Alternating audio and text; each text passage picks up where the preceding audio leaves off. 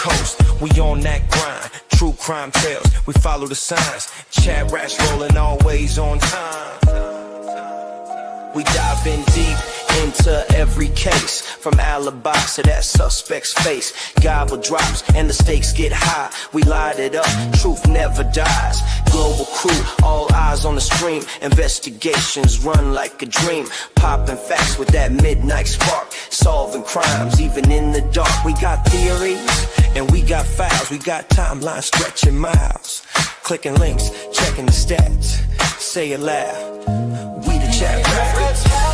Let the story unfold, from the first 911 to the courtroom code. Running down leads, we don't relax. Light it up, we got the facts. Puff pass, bring the justice through. From the crime scene sketch to the interview.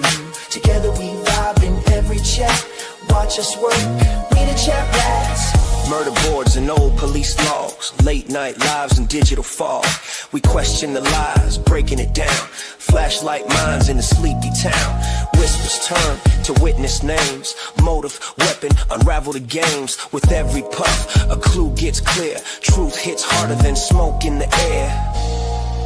Follow the thread, where it led. One more clue, what they said. Puff, puff, pass, let the story unfold. From the first 911 to the courtroom code. Running down leads, we don't relax. Light it up, we got the facts. Puff pass, bring the justice through. From the crime scene sketch to the interview. Together we vibe in every chat. Watch us work, we the chat rats. Light it, pass it, the journey goes on. From the crime to the court, dusk till dawn. Truth seekers under digital hats. Solving mysteries, we the chat rats. Puff pass.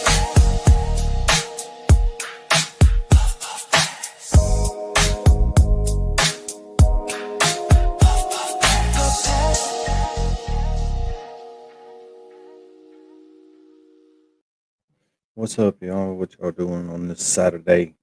Welcome to another edition of Boring Trial Watch. Nice. Can't beat that. Y'all forced me to do it. Where's MJ? She was talking all that smack. All that smack. Dean will probably be here shortly. And yeah, maybe. Maybe on a plane. He missed his plane this morning, so he had to buy another ticket. So. What's up, clerk? Angela Wilder, 2 days in a row. Nice. Nice. Yeah, Dean, that's my number. 867-5309. 867-5309. Yes. Yeah. That was me. Yeah. So, Danny, before we get into things, Oh, shit. I got to tell you about something. Oh, God. Go ahead. It's a short story. I got a message on Facebook from somebody I went to high school with. I haven't talked to this person since freshman year of high school, which for most of you guys would have been how far away ago was that? Like, yeah, I was just about to say, for most of you guys, that would have been like, I don't know, 40 years ago, 50 years ago, 60 years ago. But for me, that was, what? I was 13 when I was a freshman, so that would have been, holy shit, that was, that 18 years ago? 16, 18, it flies by, don't it? Now Jesus Christ. Oh, you're getting it. And he messaged me and he said, hey, I saw you were online. I just want to say, I love you, dog, and I believe in you. And I thought, who the fuck messages someone like that? Dude, I haven't talked to you since I was a fucking freshman. So you missed 3 years together while you were in high school together. Yeah, I love you, dog, and I believe in you. I don't need you to fucking believe in me.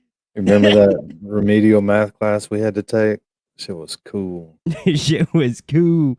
It was like, what the fuck is wrong with you? I don't need you to believe in me. Yeah, I thought that was really weird, and I wanted to share that with you, Danny. Yeah, it was pretty weird. Yeah. Like, dude, I don't even fucking know you. Anyway, sorry, man. No, I'm trying to get all this stuff set up. I lost track of time there for a minute. Now What's up, Connor? you are good, man. Yo, Connor. Connor's in the house. I thought Connor was going to like bail on us there for a minute after the Karen Reed verdict. He must have took a little sabbatical or something. I'm pretty But sure he'd post in the Discord still, maybe. I don't know. and I'm not big on X, so he could be posting on X all day. I wouldn't even fucking know. You know what I Yeah. mean?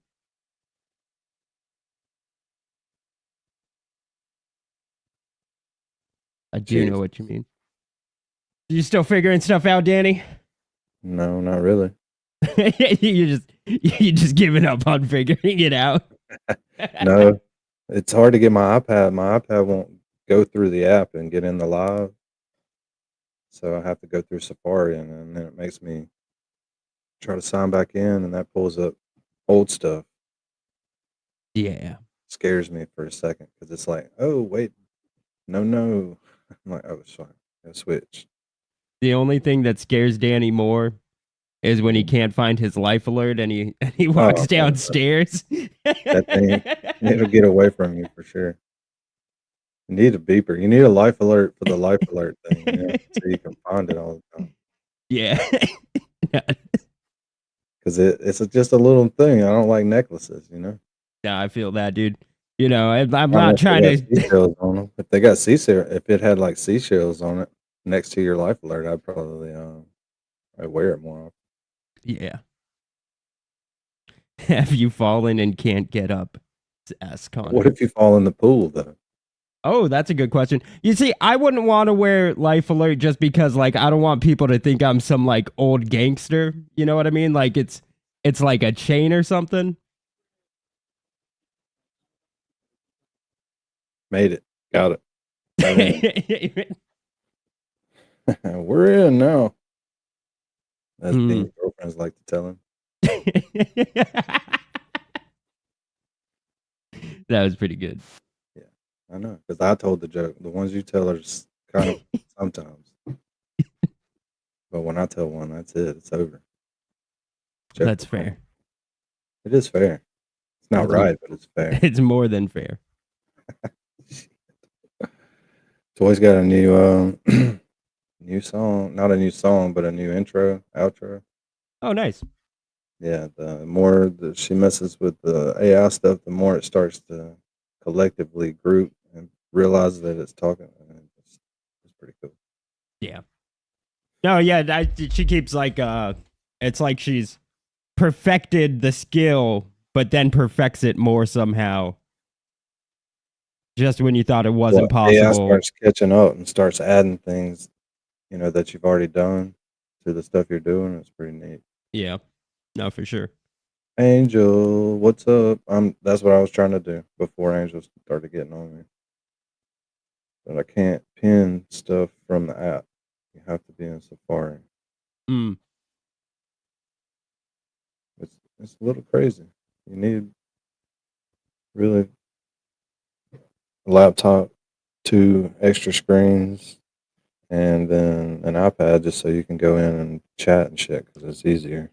Pretty soon you're just gonna have like a full on roll around desk, and it's all just gonna be iPhones and iPad screens, just all the way across. It is like that already. You'll be like Oracle and Batman, but with iPhones and iPads. And I'm gonna get old iPhones that are small, like a 4 with 720p on that max. Yo, did you see that the Razr is now back as like a cell phone? It's different, but yeah, Razr. You remember Razr? Mm-hmm. Yeah, you were like 40 when those came out. Yeah. Flippity flips. Yeah, no, the Razr is back. Subscribe gate. Yeah, I wish we could get a subscribe gate going here. We're stuck at 74. Been there for like 2 days. It's grueling. Who will be 75? Angela says, what about the old Motorola? Yeah. That's too old for Dean. Motorola made the Razr. Pretty Motorola sure. made a big, bulky flip phone that was supposed to be super durable. Do you It was. remember? You remember the Sidekick? Kind of. I remember the name. It was like in the shape of like a Game Boy Advance, but like the screen like rotated 180, and like all of a sudden it had a keyboard. Oh, yeah, yep. I remember. Yeah, that thing was tight. Only made it for T-Mobile, so I never got to have one because Yeah. I had like some janky. I had Metro PCS before Metro PCS went like nationwide, and it was just in like the Bay Area of California. And it was the shittiest service ever, and it's still super shitty, but they're just shitty nationwide now. Yeah, you can be shitty anywhere now. You can be shitty anywhere with Dean's local phone services. Fuck yeah. Hell yeah, and IT specialties. Ooh, Hen's Remember, done broke out the BlackBerry. What's up, Hen? remember Hello, Hen. you ever have a Nokia brick?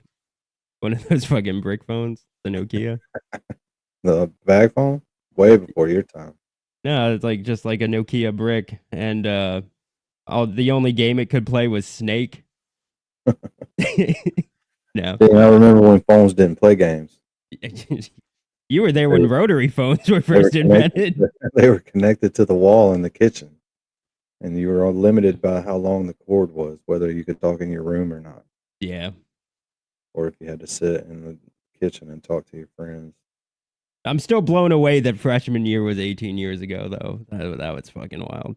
You ever called the movie place to listen to what times the movie played? Fandango, yeah. I remember when Fandango, you had to call Fandango. This is way before Fandango. Yeah, I know that. My thing, like my equivalent would have been calling Fandango. Yeah, you could just take your horse and carriage right up to the front of the movie. They'd park it for you. Remember when drive-ins were horse and buggy? Yeah. Little Miss is in the house. What's up, Little Miss? Little Miss, if you need to check Discord every now and then. It's probably why you're late to this game. Not today. I'm just mean. It's a good place to keep up with everything. Fuck yeah. Well, it was until Angela Wilder got there. Now we have to. I'm just kidding. I couldn't even come up with anything. Oh, the Nokia 3310. That's what Hen still got, the 3310. Mm. Using it in her ghost hunting adventures. Mary B. Mary B must be at work. Working all day. Just slinging the weed. Sure. She got it on the low. Yeah. I don't know if she's got it on the low. Maybe No, she got it for the high. Yeah, she got it for the high. The high for the high. Mm-hmm. Getting on up there, you know. Well, without further ado, this is after the 15-minute recess on that witness we were listening to last night when everybody fell asleep. So, you're not going to remember it. All right, welcome back, ladies and gentlemen. Council, please stipulate to the return of our jurors. They will stipulate, Your Honor. Thank you. Stipulate, Your Honor. All right, Attorney Smith, you may proceed. Thank you. Mr. Fiola, we were just talking about being back in the basement, and you heard somebody say they're back, right? Yes, sir. And how many people were in the basement at that point? Most of the individuals that were there, I don't know an exact number. 25 to 35, as you Yes. estimated before. And you told us that you went back outside to do the right thing, right? Yes. And you told us that when you went back outside, you went in front of the blue truck. I'm trying to find that photograph. If you recall, someone says went in front of the blue truck. No, Ponytail, I James. went. What's up? Oh, it looks like he's trying to reach out and grab Skull's ponytail. Oh, wait, that would be a mistake. That would be a fucking mistake. Because the last question Seagal asks every witness is, do you want to fight me right now? I think he more warns them you don't want to fight me right now. No, that's his last question. It's like, what if any ass whooping would you like me to give you right now? actually on the driver's side, which is away from where the interaction was going on, and had to maneuver in between the back of the blue truck and the front of the Jeep. You are looking at State's Exhibit 5. Do you see that? Yes, sir. So you were originally in front of the blue truck, and you had to come around on the driver's side and maneuver in between the blue truck and the white and black Jeep, right? Yes, sir.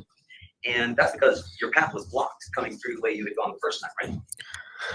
Wait, what do you mean the first time? So when you first came out, you described that you had come through and gone sort of down where I think you described the Belgian blocks.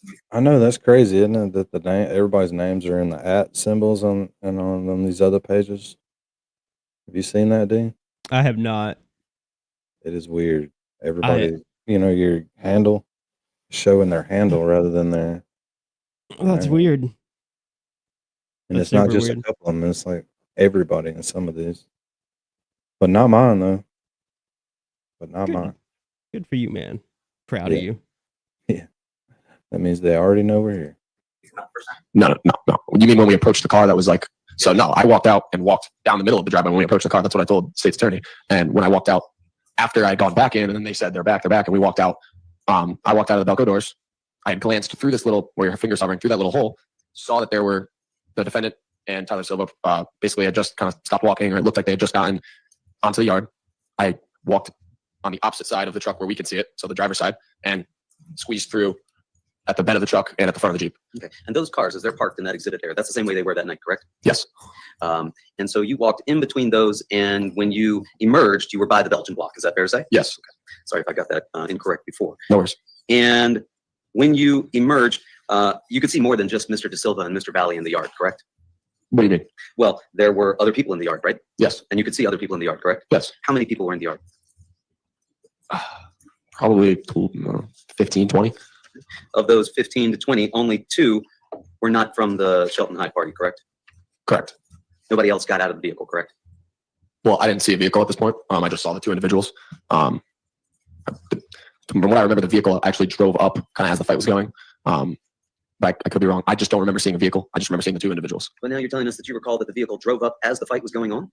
Could have happened. I just didn't really pay attention to the road. I was more so paying attention to the actual. Oh shit! Look at Clark. Kid's picking it up. What? Yep. Coming out of his shell. Coming out of his shell. Look at him. Like a little bird. Little bird. I don't think birds have shells. You don't think what? I don't think birds have shells. They do when they're hatched out of their egg, Dean. Yeah. Oh, you know what? I'm retarded. What was going on in the yard? I just assume we go back to the content. Maybe everybody will forget you didn't know that birds come from eggs. Well, And you described for us. Well, I was thinking more like turtles. Turtles have shells. yeah. Turtles also come out of eggs. That is true.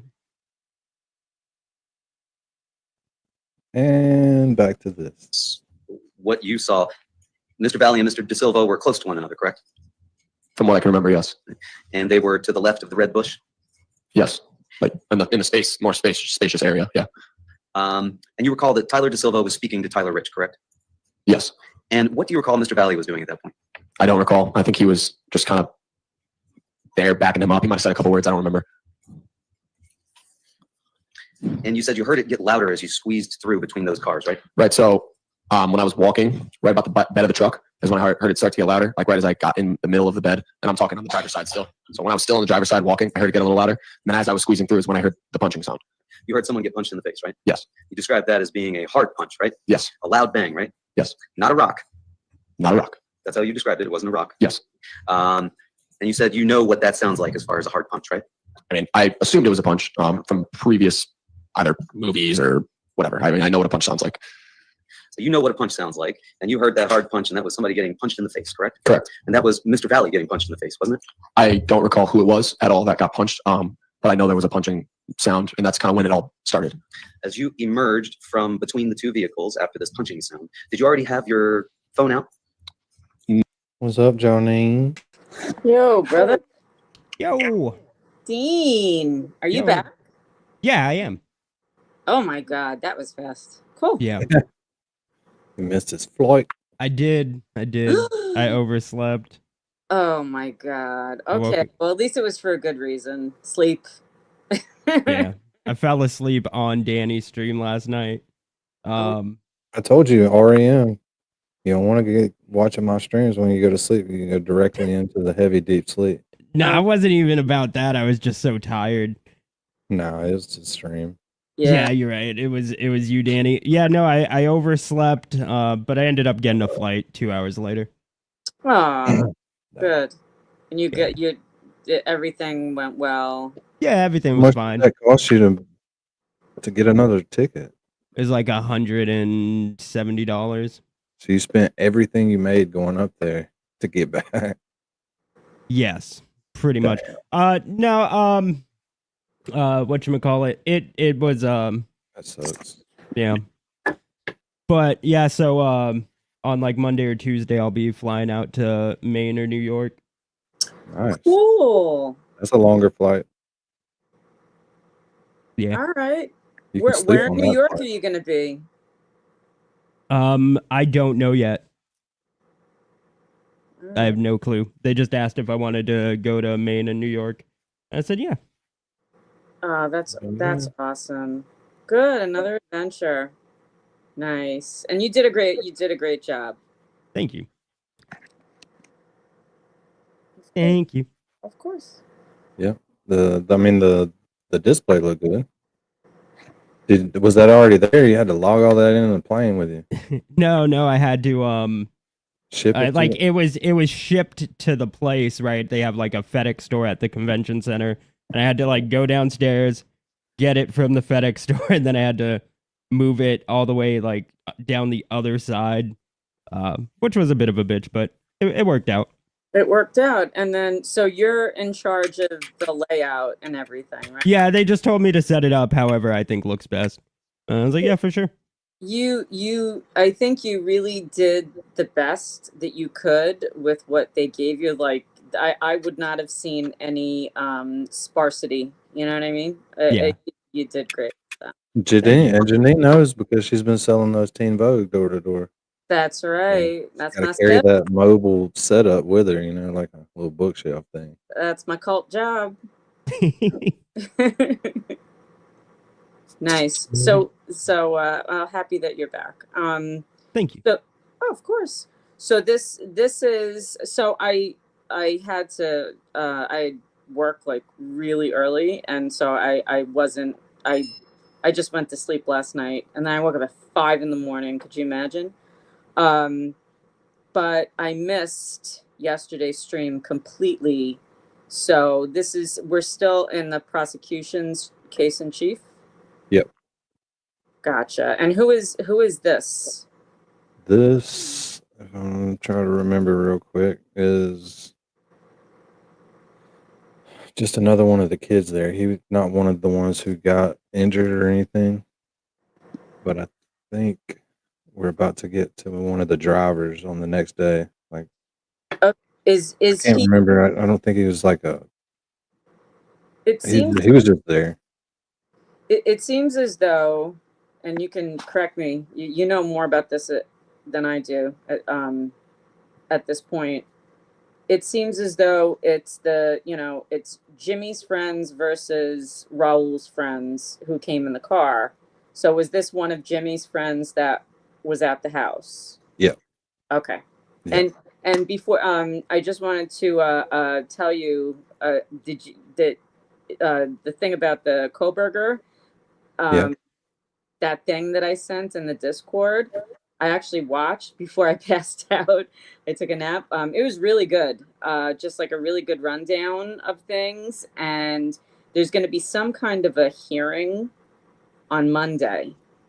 Nice. Yeah. Nice.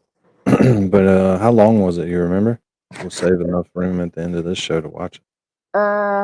Yeah. Hang on 1 second. I have it in my. I can check because I just watched it. Let me see. Was this the one?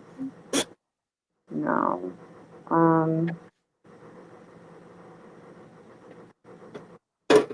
1 second.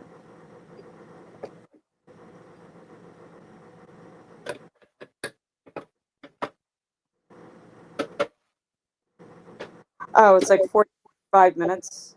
45 minutes. All right. Yes, and it's Sure. recent. So it's Vinny. We like Vinny. I mean, I like Vinny. It's from 2 days ago, so pretty recent. Yeah, he's been putting out a bunch of Kohberger stuff lately. Yeah, Which is because good the for trial us. is going forward. Oh, So yeah. now it's going to be all this pre-trial stuff, and a lot of things happens with. I don't know if we were talking about this the other night. I'm sorry, but That's fine. that there's no third-party culprit. The judge denied, and he wouldn't continue the case. So yeah, it's going forward in August. So things are going to be ramping up for sure. Yeah, very soon. Very In a soon. few weeks. Yeah. Yes, him. We're playing the video. Playing the video. Not. I don't think so. No. Okay, so as you emerged, you could see that Tyler Rich and Tyler De Silva were down on the ground, correct? Yes. And you could see that Tyler De Silva was on his knees and he had his shirt sort of pulled up over his head, sort of hockey style, right? Yes. And you said you weren't trying to break him up at that point. You just wanted to see what was going on, right? Yeah. You thought Tyler Rich could handle himself, right? Yes. And at some point, you would agree, you pulled out your phone, you turned it on, and you started filming what was going on, right? Yes. You were doing that as a Snapchat or as something that was on your camera? How were you? What were you No. using? So I just had Snapchat. When you open the app, it's got like a big circle for you to video stuff or take a picture. It's like the main screen when you click on it. Like still to this day, if you click on the app, it just brings up that picture where you can take a video. So I had my phone out. You could see the flash was on. So I was trying to get what was happening on video to show the two individuals back by the Belgian blocks, like I had mentioned before. Right, the two girls. You were going to show them this video, right? Yeah. In fact, you said you were going to show them the video because they had had some sort of previous interaction, and you wanted to show them and say, "Look at this video of Tyler getting what?" Tyler just in a tussle with Tyler Rich. I didn't know if they could see it from their view because there were some people outside. So I just, again, I was 17, probably shouldn't have videoed it. It wasn't really that funny. But in the moment, I thought it was funny, or not really funny, but I just thought it was something that I should show them. So I did, but it was definitely not the smartest choice. You were taking a video of somebody getting attacked, and you were going to show that to some girls. Is that true? I wouldn't say anyone was being attacked. I think it was pretty mutual. There was a tussle going on the floor. You see Tyler De Silva's shirt pulled up, but Tyler Rich is also under him. And there was definitely something going on. But I wouldn't say I was doing it because I thought it was funny of somebody being attacked. Like you just said, no, that wasn't the reason. Well, you told us you thought it was funny at the time, right? I thought it was something that would be worth showing the girls. Yes, I was also 17, so not the same person. I probably would definitely not take a video if I was in that situation again. At the time, you took the video because you thought it was amusing and you wanted to show these two girls. Again, not amusing. I just thought it was something that was worth showing them because of the previous interaction, like you just said. Because of the previous interaction that one of the girls had with Tyler De Silva, you believe. Correct. And that interaction you thought would make it so that she would want to see Tyler De Silva getting attacked by Alec Bernston, Tyler Rich, Sal Perry, Michael Samperi. That's what you were filming, right? I'm going to object based on what the individual would have wanted to see if that was the form of the question. I'll sustain the objection. You told us that you thought Lily would want to see this video, correct? I didn't know if she would want to. I just was showing it to her and her friend. You told us you understood that Lily had had some sort of previous interaction with Tyler De Silva, correct? Correct. And that based on your understanding of that previous interaction with Tyler De Silva, you wanted to show her this video, correct? Correct. And you said, look at this video of Tyler getting, and then you trailed off. And it was Tyler getting what? When did I say, look at this video of Tyler getting? So I'm You just don't saying, look at recall this giving video. that answer to the state's attorney when you were asked on direct about this video? I don't recall, but I do recall saying, hey, look at this video. If I said, look at this video of a fight, look at this video of Tyler, look at this video of Tyler and Tyler. I have no idea what I said exactly, but I know that I went and showed them the video, which is what took my attention for a split second off of the fight. Because that video was like a trophy, right? I have plenty of trophies. I don't need any video trophies. I don't know what that even means.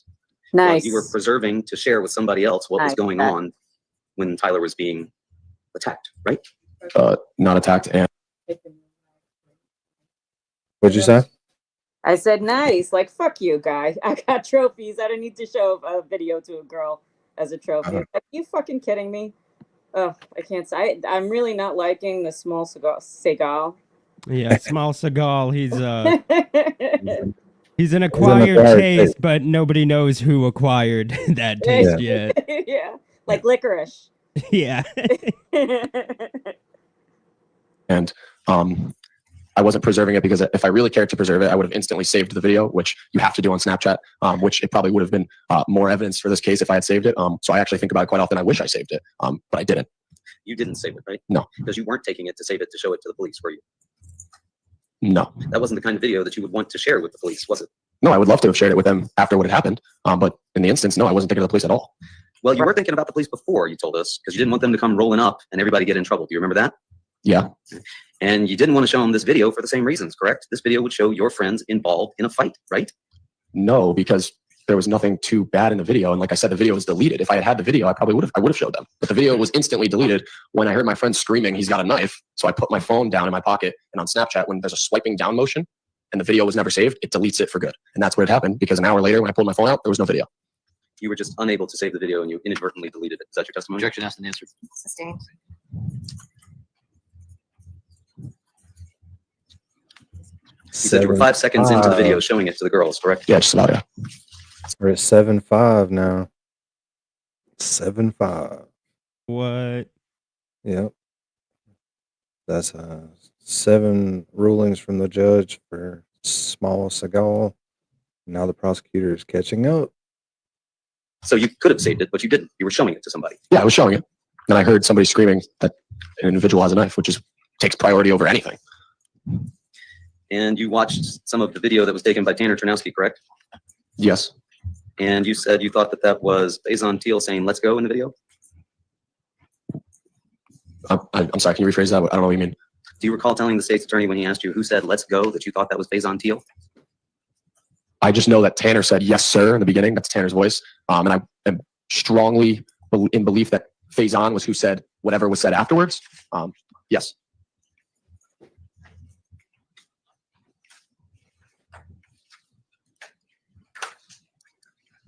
And then we went through a series of still shots from that same video. I'm going to show you some of those. This is Exhibit 61. Do you recall seeing that before? Yes, sir. And you identified yourself right here looking at the camera wearing pink shorts and a white shirt with your camera out, correct? Yes, sir. And then who did you say this person was beside you? Sal Perry, I think. And who's this person in front of Sal? I don't think the state's attorney used this photo to identify whoever that person was, because I can't really tell. You can't tell who that person is. No. Can you tell who this person is? No, it looks like a white blur. I can't see anything outside of me and Sal.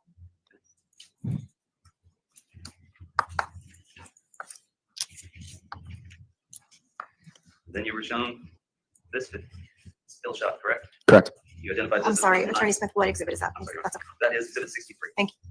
Exhibit 63. You identified this person as Ryan Hines, correct? Yes, sir. Who's this person? Sal Perry? Sal Perry is in front of Ryan Hines? Yes. You identified this person in front of Sal Perry as being Alex Bernstein, correct? Yes, sir. You identified this person in a black shirt in front of him wearing a red hat as being Michael St. Perry, correct? Yes, sir. Do you see a person in a white shirt over towards the right-hand side of this that I'm pointing to? Do Yeah, I see. you know who that is? I can't make out who that is, sir.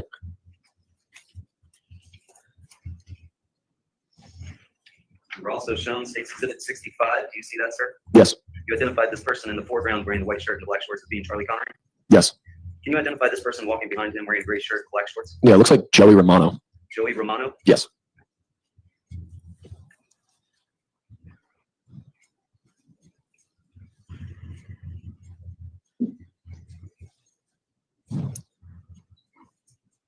How do you know Joey Romano?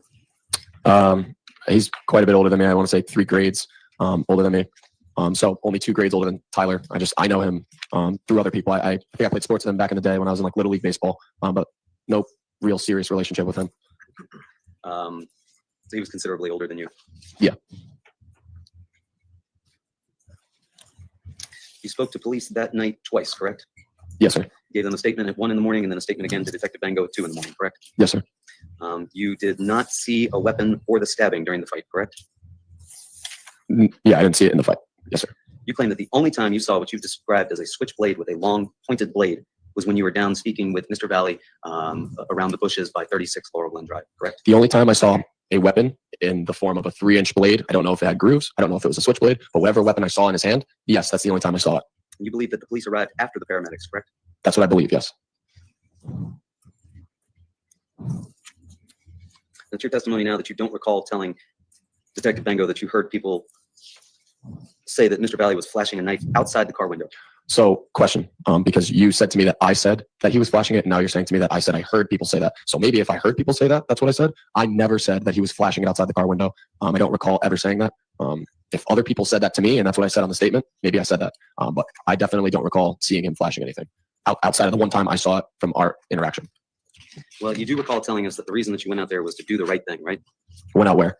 Out into the front yard when the car came back. Yes. And in your mind, doing the right thing was filming this fight so that you could show it to Lily and another girl, correct? So in the moment of being in the basement, the right thing was go outside because I'm not going to sit in the basement when a bunch of my friends are outside dealing with something, whatever that may be.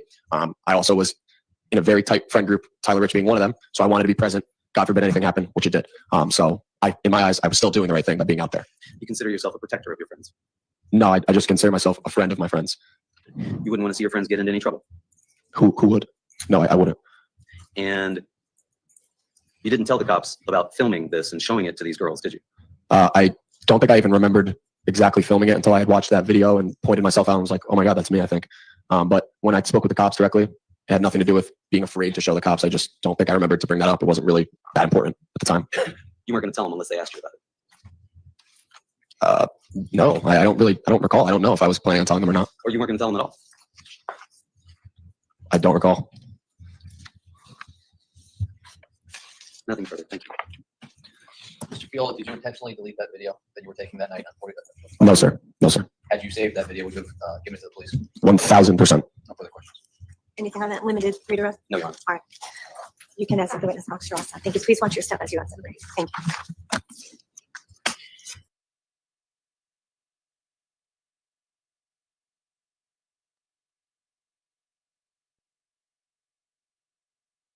You can come on in. Thank you. You can come right up to the witness stand here. Sir, step into the witness box and remain standing. Madam Clerk's going to put you under oath, okay? Thank you. Please raise your right hand. Do you solemnly swear or solemnly and sincerely affirm, as the case may be, that the evidence which shall be concerning this case shall be the truth, the whole truth, and nothing but the truth? So help you God, or not guilty of perjury? Yes. Thank you. Please say your full name and last name. Suzanne Morphew, FAISONBREWINGTONTELE. Please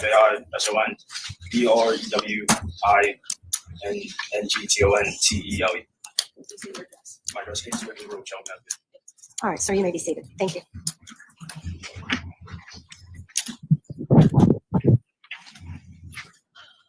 Good afternoon. How you doing? Doing good, man. How are you? Good. Nervous? A little bit. Face on, how old are you? I'm 20 years of age. You go to school? Yes, I do. Where do you go to school? I'm a fourth-year student at the University of New Haven. And have we met before today? Yes, we have. Why did we meet? We met regarding the incident that occurred on May 14th, 2022. And how many times have we met? A couple times? A couple times, yeah. I want to direct your attention to May 14th of 2022. How old were you back then? I was 17 years of age. And were you in school? Yeah, I was. Where were you?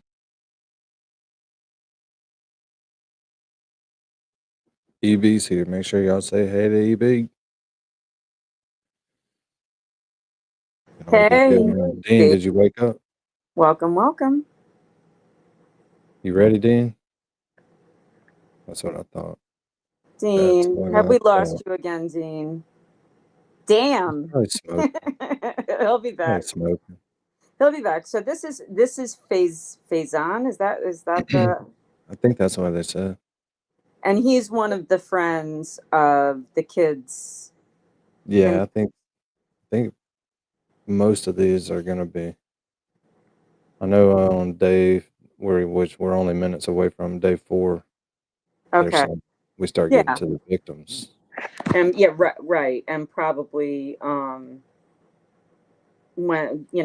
we get into the defense's case, Oh yeah, it'll be his friends.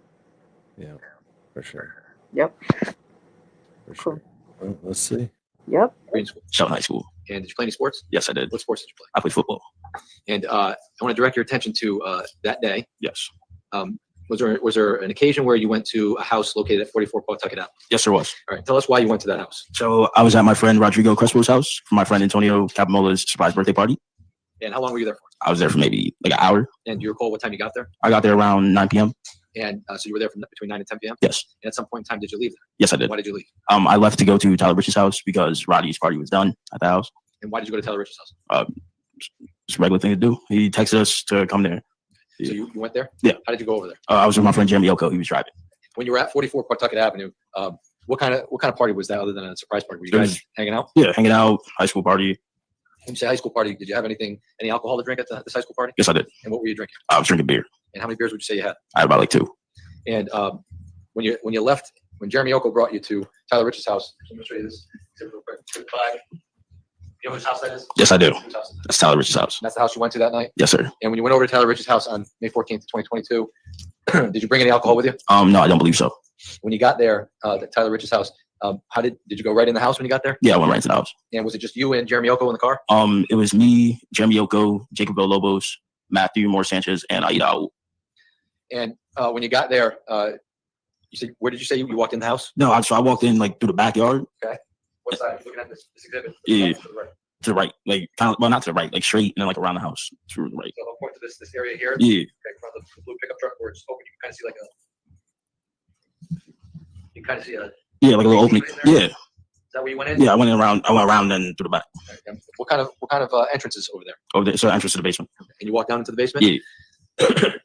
And when you got to the basement, what kind of things were going on in the basement? People just chilling. Now, when you say chilling, what does that mean? The jury doesn't know. You got to explain that. Just like hanging out, drinking a little bit, I guess, and stuff like that. Yeah. And there was alcohol being consumed? Yes. And when you got there, did you have any alcohol yourself? Yes. And what were you drinking? 2 Bud Lights. And outside of the 2 Bud Lights, did you have anything else to drink that night? No, sir. So you had 2 at 44 Pawtucket, 2 at Tyler Rich's house. Yes, sir. And you got there about 10 p.m. Yeah, like around like 10, 15. What kind of night was it? Was it dark? Was it pitch black? It was a regular night, like dark a little bit.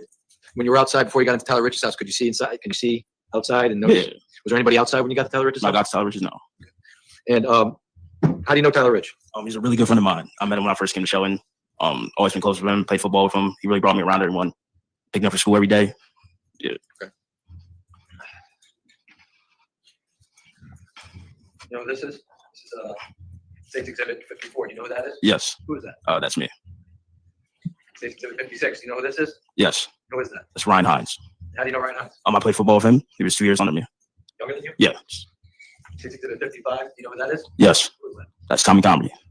How do you know Tommy? Tommy was always friends with him. Met him through high school. State's 57. Do you know who that is? State's 57. Yes.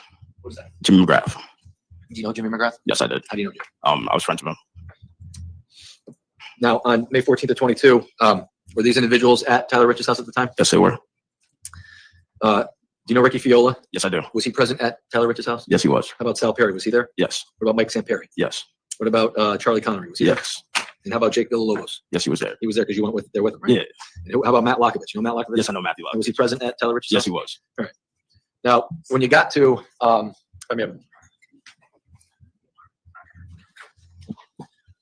you got to when you got to 43 Laurel Glen, what were you wearing that night? Do you Yeah, I recall? was wearing a rubber ducky Marvel t-shirt.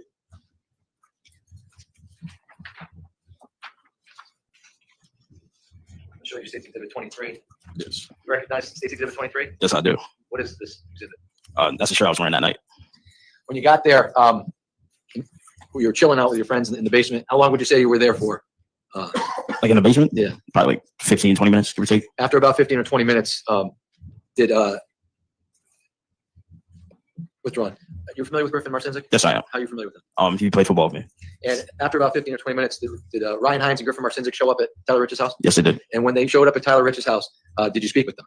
Briefly, yes. And in speaking with them, not with what they said, but when you spoke to them, you were informed about an incident that occurred prior to Tyler Rich's house over at Lazy Brook Road. Yes, I was. And were you aware of what had happened over on Lazy Brook Road with regards to Ryan Hines prior to Ryan and Griffin arriving at Tyler Rich's house? No, I wasn't. So you were informed when you got there that something had happened at Lazy Brook by then? Yes. Were you aware, based on that conversation, who that involved? No, I wasn't aware yet on who it was.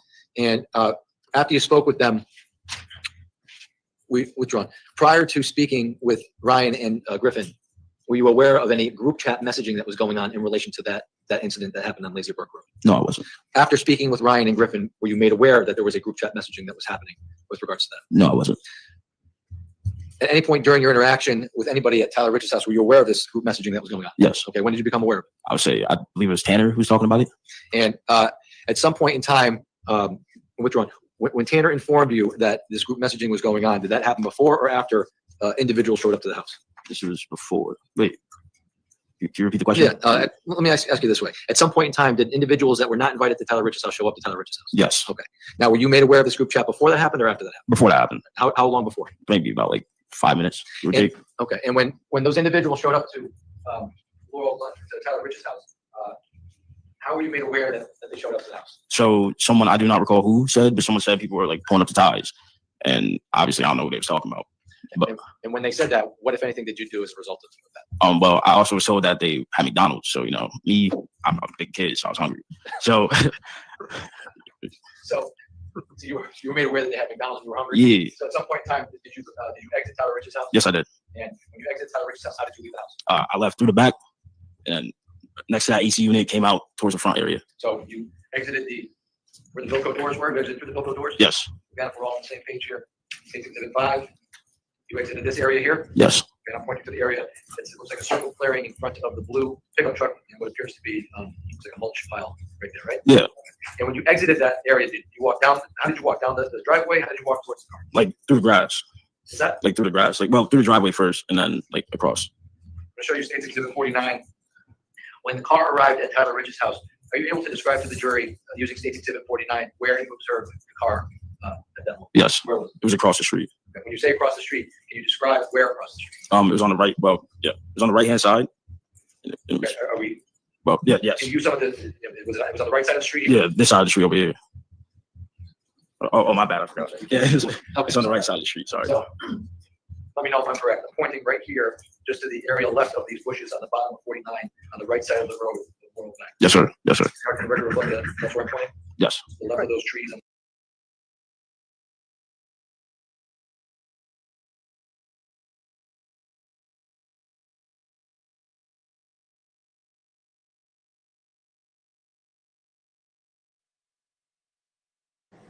You okay? All right. Huh? Yeah, dead air. On the map for Connecticut versus Royal Valley. I'm going to ask the state. That was the end of day 3. I guess it just ran out. I was on the other screen. Yeah. Thank you very much. Right in the middle of his testimony? Yes, because it starts again right here. Okay. Gotcha. That looks like a different shirt, doesn't it? No, I don't know. Looks the same to me. Is it? Oh, maybe. I don't know. I'll know in a second. Maybe he's wearing Good morning. a collar shirt. Yesterday we were talking a little bit about the fight. Yes. Well, he answered that for me in 1 second. Like a button down. Yeah. Yeah, so I guess they just didn't say bye or anything in court, or the feed cut off or something. I don't know. Right. But that was because we're watching on NBC Connecticut. Yeah, low budget Connecticut TV. Yay, Connecticut, job done. Dean, you make it back yet? My hometown. No. Okay. No. And correct me if I'm wrong. He said no. Just before the fight. Does that mean yes? Maybe. He was smoking, brother. He's back. Oh, The cigarettes are the priority, not us, apparently. Right, Dean? No. Nah, it's fine. I'll allow it. So, I gotta show y'all something. All right, let's see it. What Eddie's doing right now. Is that a pop party?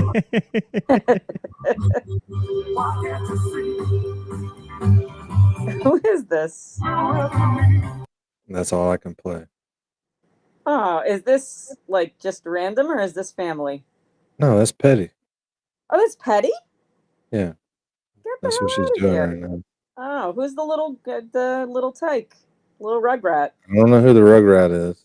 Hmm. Petty There's and her. my beautiful sister and her beautiful daughter. Yep. And then she They got a got name matching tag on. sunglasses, isn't Petty and little Petty. There you Yeah, go. so that's what they're doing right now. I thought you were making a joke because she's got to use one of those scooters to get around. You're like, would've been good this too. is.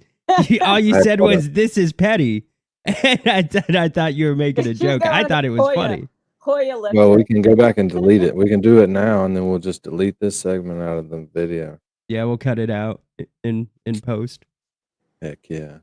Now you're getting there. Get it done. It started. Where were you standing in the yard? Of Yeah, Richard Law? right before the fight started.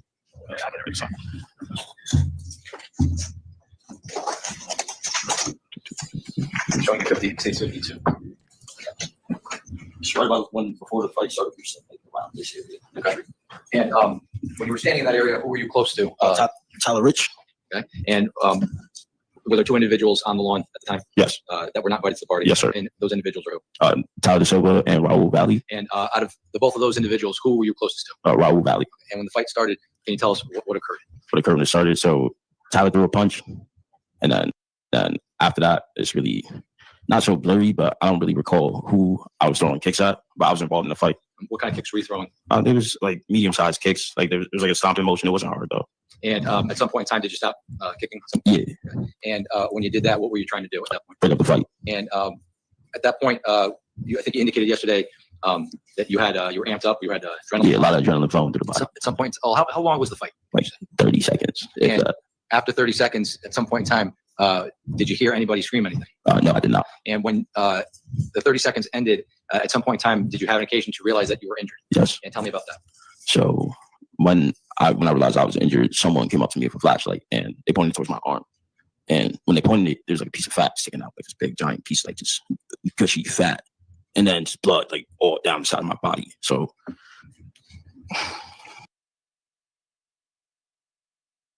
Dang. Yeah, we made it to the victims, Janine. There we go. So the first that we know of. Ooh. Can I pet that dog? Rodent. Look at this rodent. No.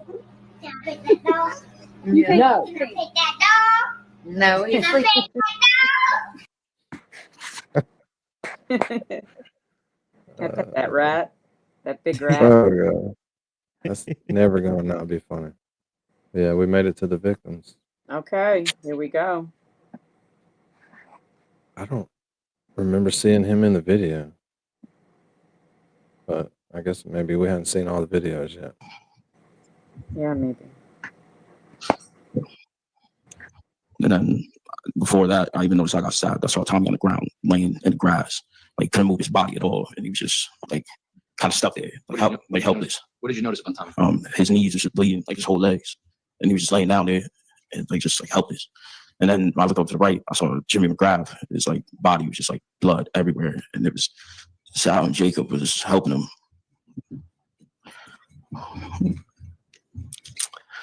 Yeah. Anybody else was injured? No, that's all I noticed at that time. When you realized you were injured and you saw Tommy and Jimmy, what did you do after that? So when I realized I was injured, I was with my friend Benjamin Scatley, and I went into Tyler's bathroom to try to clean me up because there was so much blood on the side of my body. They thought like I might have got stabbed on my side, but that wasn't the case, obviously. So it was me, him, and Danny Rivera in the bathroom, just cleaning myself up, like trying to like figure stuff out, trying to like find something to wrap my arm up with. And then after that, we went back outside, and there was cops there, ambulances there. And that's when they brought Jimmy to the hospital first. Then it was Tommy. And then after that, because at first I wasn't really trying to go to the hospital because I thought I was fine. And I didn't want my parents to get mad at me for like getting stabbed or whatever. But I wasn't trying to go to the hospital. But then they told me I had to go. So I went after that. Damn. I'll show you, this is things.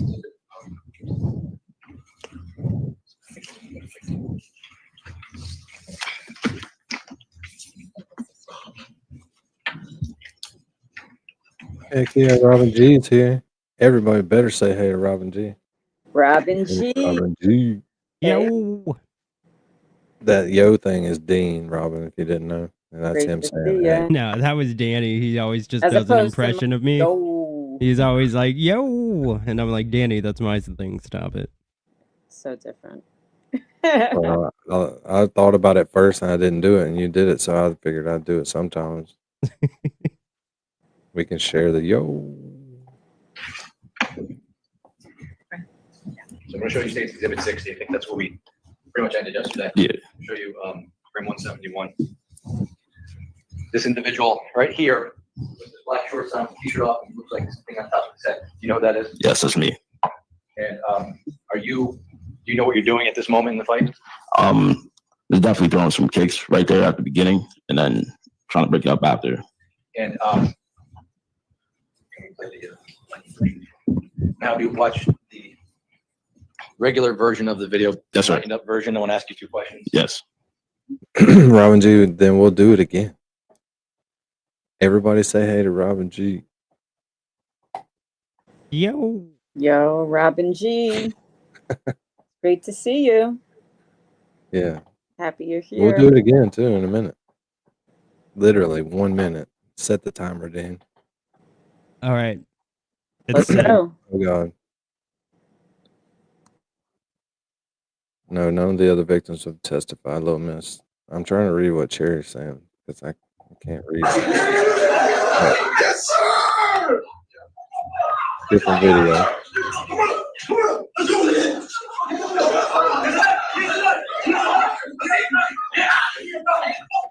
Now, the person that yells, yes, sir, do you know who that is? Yes. Who is that? That's Tanner Chernowski. And who's the person that, after Tanner Chernowski yells, yes, sir, who's the person that says, let's go? Let's go. That was me. Okay, you were yelling that? Yeah. Why were you yelling? So wait, like the whole, I don't know. It was just what I was saying at the time. When I said let's go, N-word. Okay. It's just the way I talk. Okay. And when you heard in the video, he's got a knife, you didn't hear that? At that time there, nah, I didn't hear that. Do you know who said that, having watched the video? I do not recall. Okay. Now, when you when the paramedics arrived, did you in fact end up going to the hospital? Yes. And what hospital did you go to? Griffin Hospital in like Ansonia Derby. Okay. And when you got to the hospital, can you tell us a little bit about what treatment you went through? They just stitched me up. Honestly, I don't really remember much from me actually being at the hospital because I really like kind of blocked it out of my head.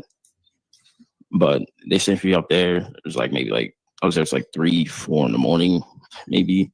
And then after that, I just went home. Let me approach the witness. Sure. I'm going to show you what's been marked as State's Exhibit 70 for identification purposes. Do you recognize State 70? Yes, I do. And what is State 70? That's my arm. Okay. Anybody want to take a minute to talk about MJ before she gets here? Good. I love to him. say about Megan. Coolest. She's my friend. What are you going to say about her? You mean Oh, that? Gingy's here too. What up, MJ, I take care of you. Gingy? Gingy. Yeah. What's up, friends? Boots on the grounders. Nice. I just figured Dean had something negative that he's going to say about MJ. He could do it now. Because I always do. I always do. Just usually not publicly. So thanks for calling me out, Danny. Oh crap! Yeah, that's Discord talk. That's not Yeah, street talk. Yeah, Luckily, there's that's not enough behind the people here. scenes talk. Dude. Right. That's Come Discord. Not on. enough people here for it to be It gets considered the public. in the chat, in the voice chat, right? Yeah. I love you, MJ. Always, sister. I'm there for you. You're my girl. See there? So I have a question. Fuck you. What's up, Sassy? Sassy. Dean, I'm sorry. I mean, you did. You kind of asked, right? What? You kind of asked for that response from MJ. I sent MJ the link. Oh, did you? Oh, After yeah. I told you, don't ever send Megan the link again. You sent her the link, which was nice, but then you said, let's talk shit about her before. No. Danny asked us to talk shit about her. I just admitted that I No. talk shit about her behind her back. Uh, I didn't say If you let's do want- it here because as previously said, Gotcha. I'd So rather do it when she's not listening, you know. that's I much said, better. did you want to? I didn't Much say, better. did you need to? Yeah, MJ's dope as shit. She's the greatest. We're waiting on it. I have a Is this fair and question accurate? about the video that they just played. So the video was that was during the fight that the kid was stabbing them. That part of Yeah, it. that was happening. It was in that video happening. It was somewhere. hard to tell though if they, It you is. know. So But we may not be watching them all because there's different. I don't know how many people were filming. I think it's just this one from this time right here in the fight. But I'm just a juror, so I don't know. I haven't done any backstory on it. that's right. It's illegal, Mm-hmm. which goes right along with my plan for each show. Well, we can ask questions as jurors, right? I don't know. Can you In do that? Bev's court? in Connecticut? No, you can't talk to each other. No facial expressions, no thinking, you can't even take notes. But you can talk to the media. Mm-hmm. That one rule. It's the only thing we're allowed to do. Okay. That's it. If you want to talk to each other, get a reporter to do your middleman. Dude, I've been trying to reach out to news stations. I'm like, yo, I'm watching this trial on YouTube, and I'm pretending to be a juror. Are you interested in interviewing me? I have a lot No, of I need to questions. talk to somebody about it bad. No callbacks. No callbacks. No, I wouldn't think That's you would shocking. get any. I don't. I'd bet $1 you wouldn't get any. Oh, you got $1, bro. Nice. I'm fucking broke Your now. arm, the morning of, after you got stitched up. Yes, sir. To show you State's Exhibit 71 for identification purposes. Do you recognize 71? Yes. And what is 71? That's also a picture of my arm. And is this a fair and accurate picture of what the wound looked like stitched up after you got to the hospital? Yes, sir. And the only difference between 70 and 71 would be what? The piece of paper over my arm. Shows the length of the wound. Yeah, length of the wound. Yeah. Start off with this full exhibit, Your Honor. Mr. Mason? All right, court will accept into evidence dates 70 and 71. Thank you. Full exhibits. EB, do you remember mediocre chicken parm? Because that is Gingy. Gingy. Mediocre We chicken. love Gingy. Yep. Took forever to get her to come here, and then she's like, "Oh, I belong here." It's like, I've been trying to tell you that shit for about 3 or 4 months, but without being like all up in other people's chats, going, "Yo, go to my page." And then I get Gingy in here, and she literally did that on every super chat in Melanie Little's room. Oh, that was LYK. It was pretty funny. I was laughing. Can't undo it, so might as well laugh about it. Mm-hmm. I'm gonna show you State's 70. It's marked as a full exhibit. She got 4 subscribers though. I'm not complaining.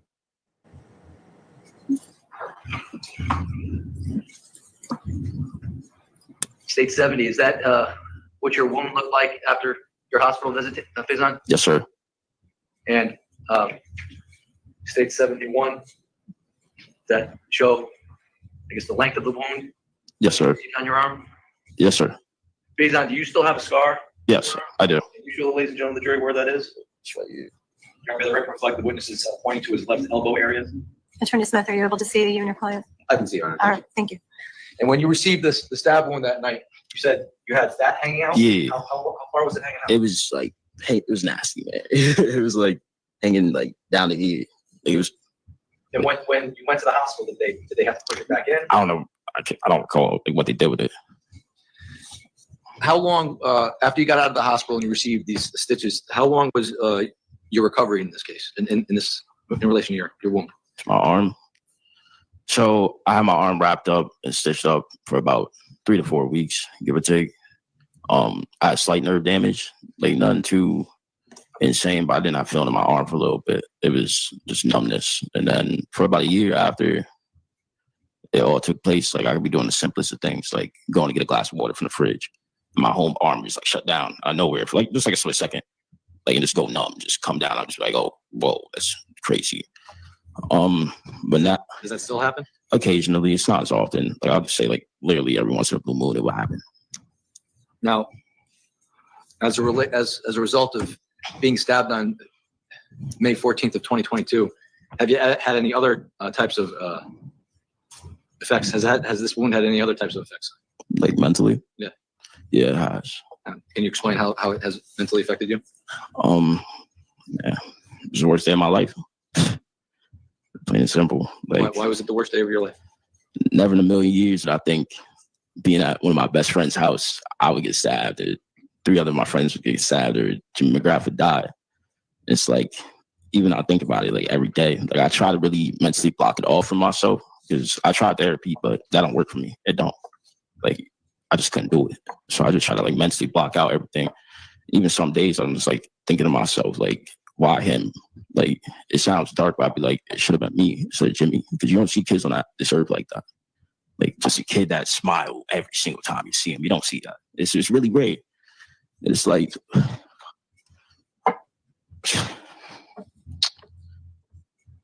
I don't know, man. It affects me every day. Like I can't even go to church no more like that. I used to go to church all the time. Like I'm talking pastor, my dad a pastor, all that stuff. That's why I figured out Jimmy died. So I can't go there. Like even when I try to go, I start messing my head a little bit. I just start thinking about everything. But yeah, like This messed me up, man. Like, Has since May 14th of 2022, has this affected you with regards to your schooling? yes, it has also. I started at the University of New Haven, really like 3 months after I went to after the incident happened. But I couldn't really do school because all I would think about is what happened for the first year and a half. So I had to drop out and start doing community college for a little bit, just like get back on my feet, kind of, sort of. But this year I will be going back to the University of New Haven and then hopefully graduate on time. That's the hope. That's the hope. But if I'm in 5th year, it happens. It's normal. It's life. But that's really it. Like, it was hard in school, man, because I had no one to really talk to about it, because I didn't want to even tell people I was involved, because it paints a picture that you trying to get people to feel sorry for you off the rip, and you're just meeting new people, So I don't want them to think of me as like, oh, this is just a kid who just got stabbed and he's looking for remorse from all of us, and we just met the kid. So I really just kept it to myself when I first got to the school. On May 14th of 2022, at Tyler Rich's house, did you have any weapons on you? No. Did you use any weapons that night during the fight? No. I have no further questions. All right. Attorney Smith? Thank you. Sure.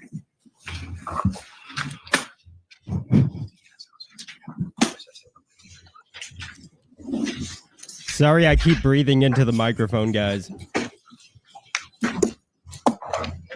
Come on, We're Mr. Joe, how enjoying are it. you? Don't go out, man. I'm kidding. We never met before. No.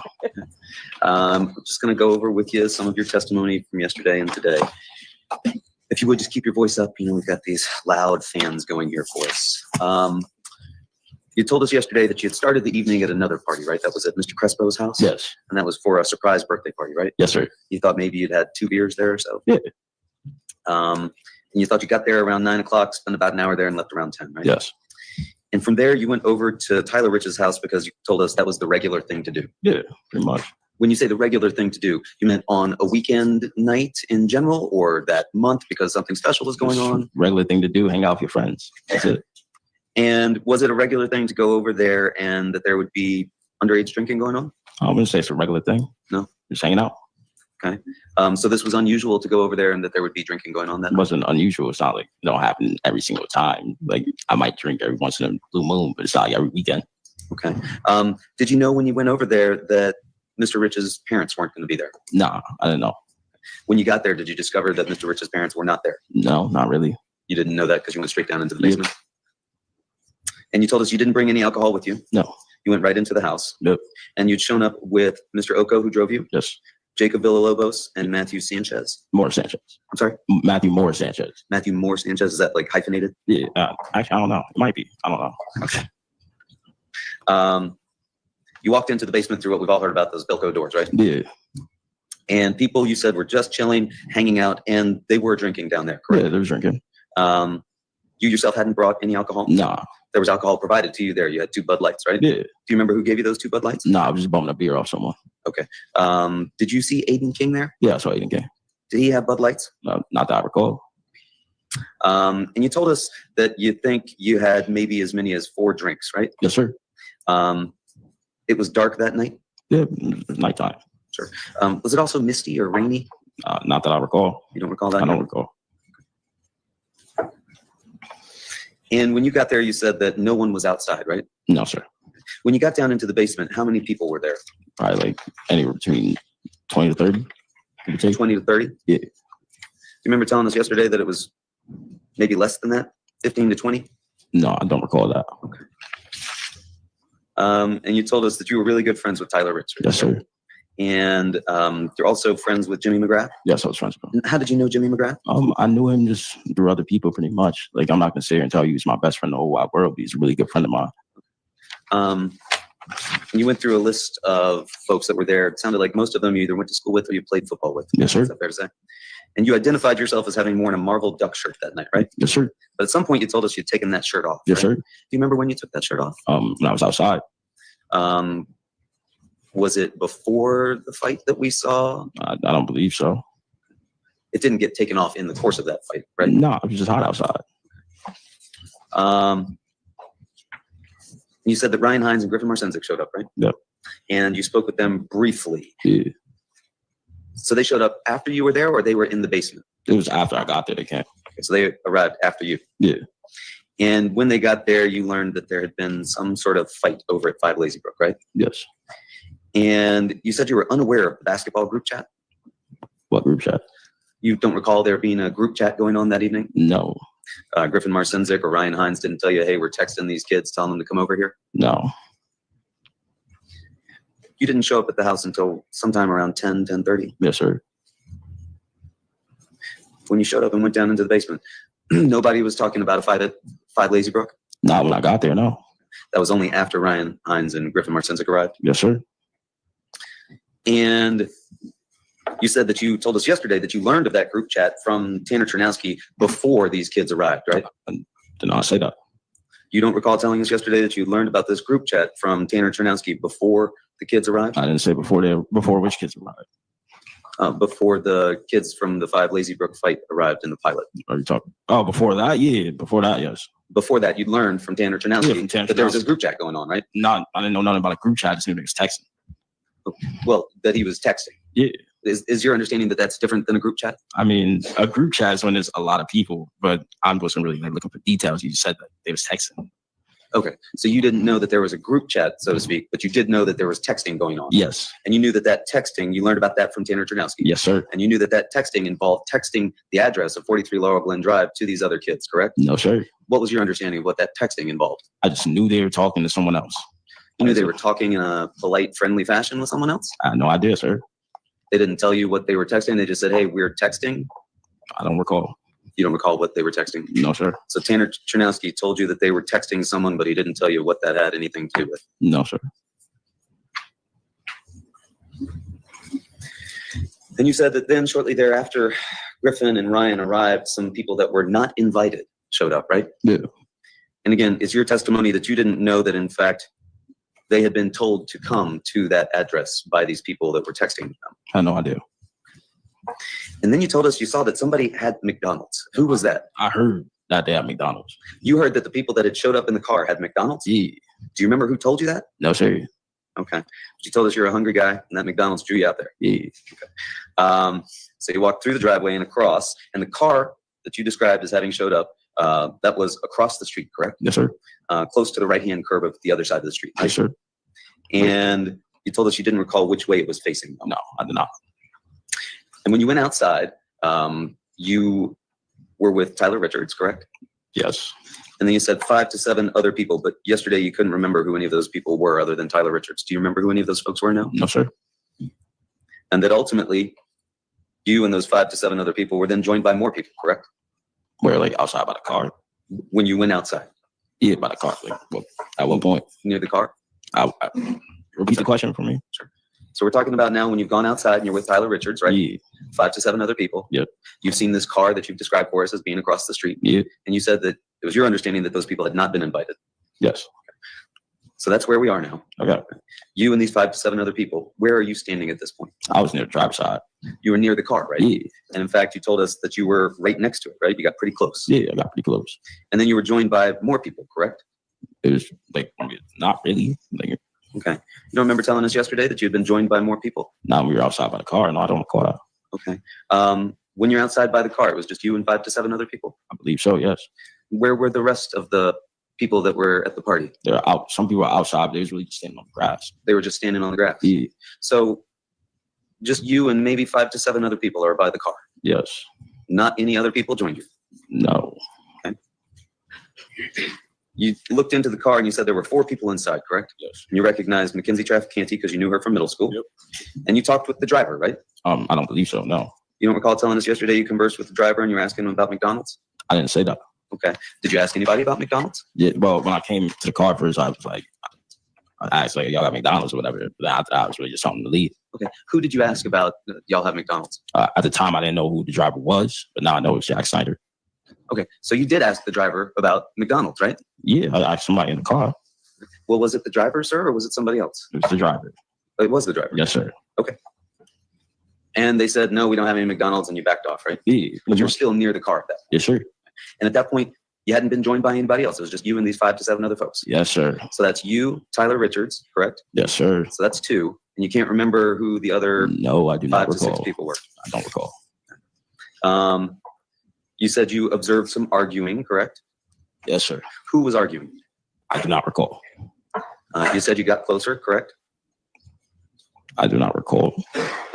And you screamed, y'all got to leave, y'all got to dip, right? Yeah. Okay. So you do remember that part that you told us yesterday. Yes, sir. You don't remember who it was that was arguing or telling us that you got closer though.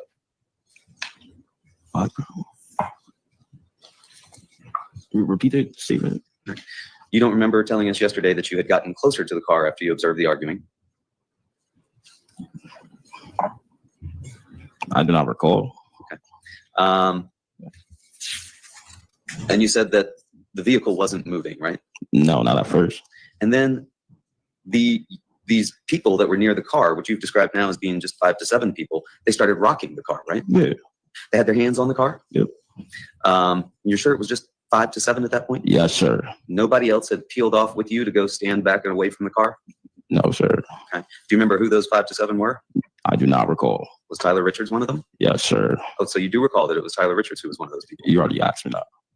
Sorry, I'm asking you now. You just told us before that you didn't recall who any of those 5 to 7 were. You asked me, besides Tyler Rich, do you remember any of those people? And I said, I do not recall. I was trying to figure out who is still around that vehicle. You've now told us that you moved away from the car, correct? No, I said I stepped a little bit away from the vehicle. Right. Leaving at least Tyler Richards there by the car, correct? Yes. But you can't remember who any of the other people. No, I do not recall. Okay. And you saw Tyler Richards do what near the car? I do not recall. So you don't recall seeing Tyler Richards reach in to the front driver's side window? No, I do not recall. And you don't recall who it was that was rocking the car, but you would agree that there was rocking of the car. Yes, sir. And you said that at some point the vehicle went down the road towards Farmhouse Lane, correct? Yes, sir. And then back towards Adams, right? Yes. Like The car went back and forth and people were chasing it, right? Yep. And the Shelton High kids, they were throwing things at the car, you told us. Yeah. You don't recall anything being thrown from the car, correct? No, I don't recall that. And you heard something hit the car and heard it shatter, right? Yeah. Like a bang sound. But you don't recall seeing what that was. No, I didn't see it. You didn't see anybody throw anything at the car that you could identify who that was. No, sir. You said at some point the car stopped driving back and forth, right? Yeah. And that there were some people over there a bit further away, closer to Farmhouse Lane at that point, right? I do not recall. I'm going to show you State's Exhibit 1. They're right there behind you.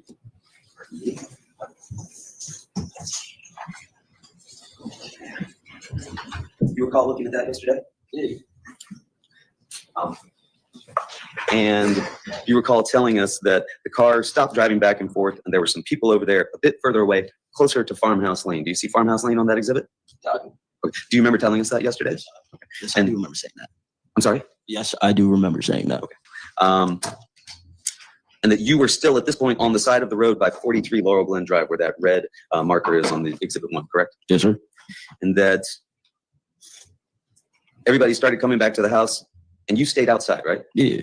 And you watched as friends of yours went down the street, correct? Yeah. But you weren't with them, right? No, sir. You stayed there at 43 Laurel Glen Drive, right? Yes, sir. Just looking down the street to see Yes, what was sir. going on. And those people, they were about 2 football fields away. Is that fair to say? I do not recall. You're a football player, correct? Of course I am. Okay. Well, when you looked down that way, did it seem like it was maybe about 2 football fields away? No, I don't No. recall. How close did it seem to you? I do not recall. It was like down the street. Okay. You can't put a distance on it? No. Did you hear anything when you saw your friends go down the street? No, sir.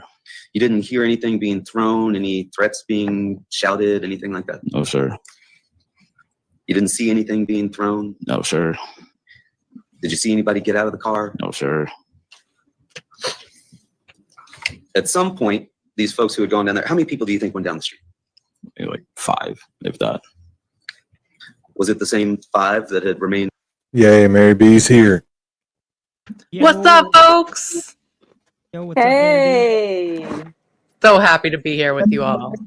Happy you're here. Happy to have you. Can we just take a moment and Plus, Joe Biffle's here. What's up, Joe? hey, Joe Biffle, can we Joe. show some appreciation for an honest to goodness court reporter, a real Madam Court Reporter, not a nonsensical eyesore that Is we she have this typing? effort through. Yeah, I mean, big ups to Connecticut for being normal. What the fuck, Massachusetts? I know it's very weird. Oh, it's like it's beyond weird. I mean, I don't get that. I don't think anything is the little bit of money that you're saving is not worth the embarrassment. I mean, I'm embarrassed for Norfolk County. I don't know if they do that throughout Massachusetts, but that's fucking ridiculous. A moment of silence. Yeah, take a look at her. She's a queen. All right. Yeah. Fiona says hi. Hi. Hold on, back up. What was it about the court reporter? What happened? She's a real normal court reporter that types. She doesn't have an athletic supporter. Oh. Yeah, she doesn't have a cup. She doesn't have a solo cup in her Yes, got a cup strapped to her face. I wonder how that thing works. I mean, You come have to on. repeat every word. It's just Yeah. embarrassing. That's crazy. That is actually crazy. It's embarrassing. I don't know. Has anybody really told any of these that. court people that we now have video? And you I don't know. have to do it that way. Seriously. And I bet you AI can get it as close as the court reporter can. Definitely. Right, Probably but better. I wonder if they have a union. Probably. Takes care of that, right? Yeah. Well, somebody's got to keep AI in line. That's right. Right. Fiona. So it's not the Terminator and kills us all. Yeah. I hope not. I hope not, but if it is, I love AI so much. If it is, it is. Yes, AI loves you too. You make great music. She loves music. No, he's sleeping. Can I pet that dog? You That's can pet that cat. Okay, let's watch a video. Aw. Let's do it. Around the vehicle. I don't recall. At some point, these people came back, you said, and you dapped them up and high-fived them, right? Yeah. For running people off, you said. I did not say that. Just You didn't tell us yesterday that you dapped them up and high-fived them for running people off? Yeah, like away from the property, yes. Okay. Why'd you say you didn't say that? But just the way you worded it. That's it.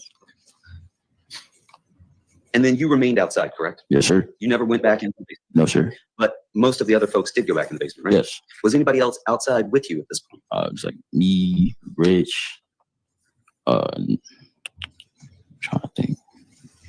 Rich Highwood was out there with us. Definitely. Who showed? I don't recall after that. But you, Tyler Rich, and Ty Woods at least stayed outside, didn't go back into the house? Yeah, no.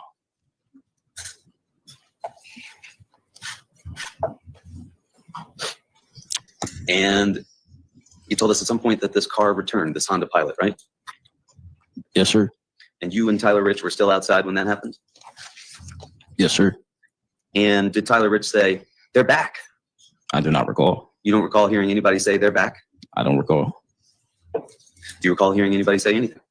Not really, no. And you said two people got out and they came up to you, right? Yes. And that was in that area that you described for us near the cement box by the tree that's now there. Yes, sir. And at that point, you told us that Mr. Valley and Mr. De Silva got out of the car, correct? Yes, sir. Do you recall where Mr. De Silva got out of the car from? The car? Passenger side, back seat? I do not recall. But you do recall that he was wearing a baseball jersey? Yes, sir. And you said they approached and they looked like they were trying to start a problem, right? Yeah. What do you mean by they looked like they were trying to start a problem? I mean, when you could just like tell when somebody's walking up at a place they're not supposed to be, and it's the way somebody look. Okay. How did they look? Just like ready to start an issue, bro. Like I don't know like how you want me to describe it. Like they didn't like look like they was coming like cheery, like mad friendly, like, hey guys, how you doing? Like, they wasn't like that or anything. Like they just came. Like you just tell by their demeanor. If you're able to read a person. Did they come running at you? Nah. Did they have their fists up? Nah. Did you see a knife? No, I didn't see no knife. Did you see Mr. De Silva approach Mr. Richards? Yes, sir. Rich, sorry. And was he talking to Mr. Rich? Yeah, they was talking. And did it appear to be civil? Yeah. Like at first kind of sorta. Then how many people were in the yard at that point? At that point in time, I would say like 5 to 10, like in the yard. at some point you were joined by everybody that had been inside the house, correct? Yeah, there's a lot of people outside. There was a lot of people outside? Yes, sir. How many? About like 20 to 30. And those 20 to 30 started to encircle Mr. De Silva and Mr. Valley, right? No, sir. No, sir? Nah. What did they do? They was outside chilling. They were just outside chilling, Yep. Observing the scene. observing the scene Yeah, like just like watching from the grass. Like, quietly? yeah, pretty much. Did you see anybody with their cameras out? No. Didn't see anybody recording anything? No. Didn't see anybody with flashlights? No.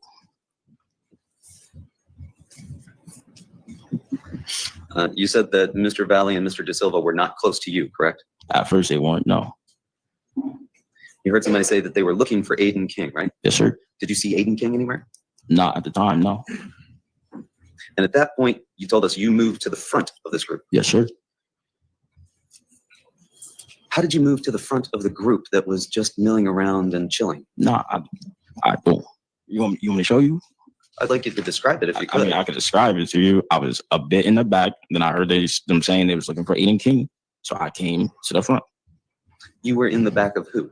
And I don't recall who. I was just like, I wasn't standing like toe to toe at first. Like I was just like a little off to the back. But you had to move around some people in order to get to the front? Maybe like one or two people. Yeah. Just one or two people? Sure. I'm sorry? I said yes. Do you think it might have been more? No. No, I think it was only one or two? Yes. And you said that Mr. Valley and Mr. De Silva were only 2 feet apart, correct? Yeah. Was Mr. Valley behind Mr. De Silva? I do not recall. Was Mr. Valley beside Mr. Rich? I do not recall. And you told us you were closer to Mr. Valley and you said y'all got to leave, right? Yeah. You also said, as you told officers, but you haven't told us here, my friends are crazy, they get rowdy, right? I don't recall saying that. You don't recall telling that to Detective Bango on June 8th, 2022? No, I do not recall that. And you don't recall saying to Mr. Valley, my friends are crazy, they get rowdy, y'all need to leave? No, I do not recall that. Would you describe your friends as being crazy and getting rowdy? No. No. Nah.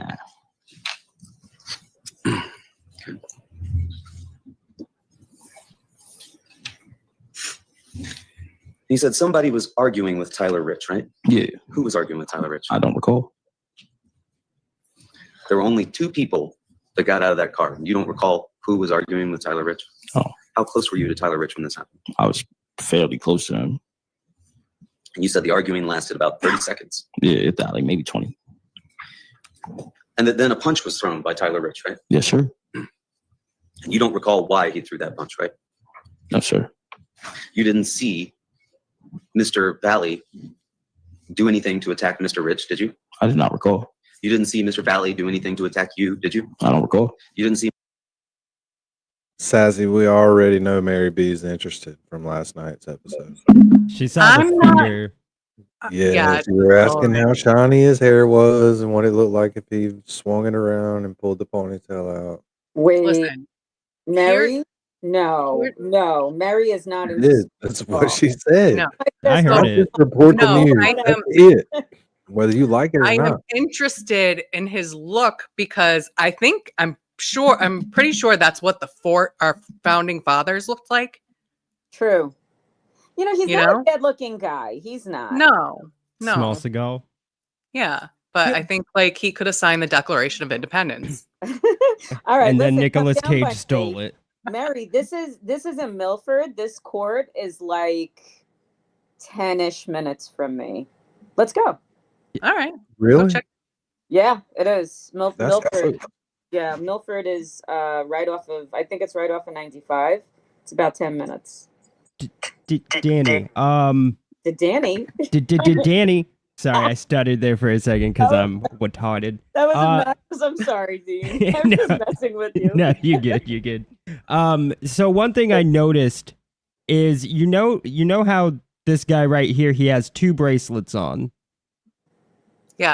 One's lava stone. He puts Yeah. essential oils on it. So And well, the skull ring that's full of cocaine. It is. It's a thing. It's Well, Yes. the current witness is on the stand. I noticed he is actually wearing 3 bracelets. I think he did a power move on Small Seagal. Oh, you think he's psychologically fucking Yeah, with yeah, Smalls? yeah. He's trying to Oh. But does he psychologically have break a him skull down. ring? No, he doesn't. And I think that's where he fell short, and now he's getting a little frustrated. Yeah.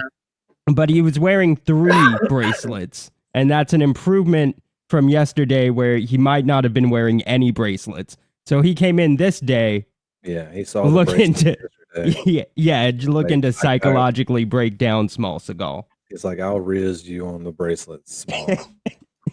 But he did not bring a skull ring, and that's Not yet. unfortunately. Now that we know Ooh, of. I have to Now that we say, know of. That If is he's allowed definitely to an put his interesting hand in his choice. pockets, that is he a might move have one. about Yeah. that guy. I don't know. Can't put my finger on it, but Depends on whether You or can't not put that he big puts ass his hand finger in his on pocket. it. that's where he Uh, puts his hemlock. Listen, So everyone, Janine, you I could am actually not. go and watch this, huh? I'm not into Small Seagal. Okay, I do like long hair, but this man Why can do you have to barely keep even saying see you're over the not? podium. Why do you have Because to keep everyone's saying, saying if you in the weren't, chat, you they're would like, not oh. say it. I think the lady doth protest too much, is all I'm saying. Yeah, Sigmund Okay. Freud would say Mary B's hooked Listen, because you brought this whole thing up. Mary B has a full dance card. Yeah, she exactly. was like, hold on, stop the chat. Stop the video. Yes, I'm in love with everyone until I get to know them. And And then would they're You don't just have to in get love to with know you. Smalls. Right. And then I can't get them to go away. Yes, you can't shake them. At least he won't bring you a fucking typed letter from an old 1940s typewriter. The typewriter with cologne on it. Yeah. Oh my god. Oh, yes. Oh, was it the green polo? What? Was it Cool Water or green polo? Oh I knew God, I exactly think it was the green I knew polo what you meant. actually. Oh, I yeah. knew what you meant, Danny. You should have Those went were with the the Cool Water only on Mary two- B. Those are the only 2 colognes from like the 90s. Polo and Cool Water. I think Mhm. that's it, right? Yeah. Mhm. Yes, I love that damn green polo, boy. Woo. It is. But It's Cool nice. Water's good too. Cool Water's My good. high school boyfriend had it, and I'd always want to wear his sweater because I went to Catholic school. He had See? this If the old So, dude would just spray I smell the the old sweater and leather like, down. my boyfriend. It smells like the 90s. I can't really. I mean, Cool Water is just. Jafar Noir, sassy. Every magazine smelled like Cool Water. Noir. I have no idea what you guys are talking about. Cologne. Oh, Before your Youngin. time. You didn't miss much, Dean. We're just saying. oh, the 90s. Yeah, we're just saying if the typed letter would have gone to Mary B with a spritz of Cool Water on it, he may be in a different ballgame right now. Mary B, send him back a letter with loves baby socks. Or Yeah. Clinny Cappy. Yeah.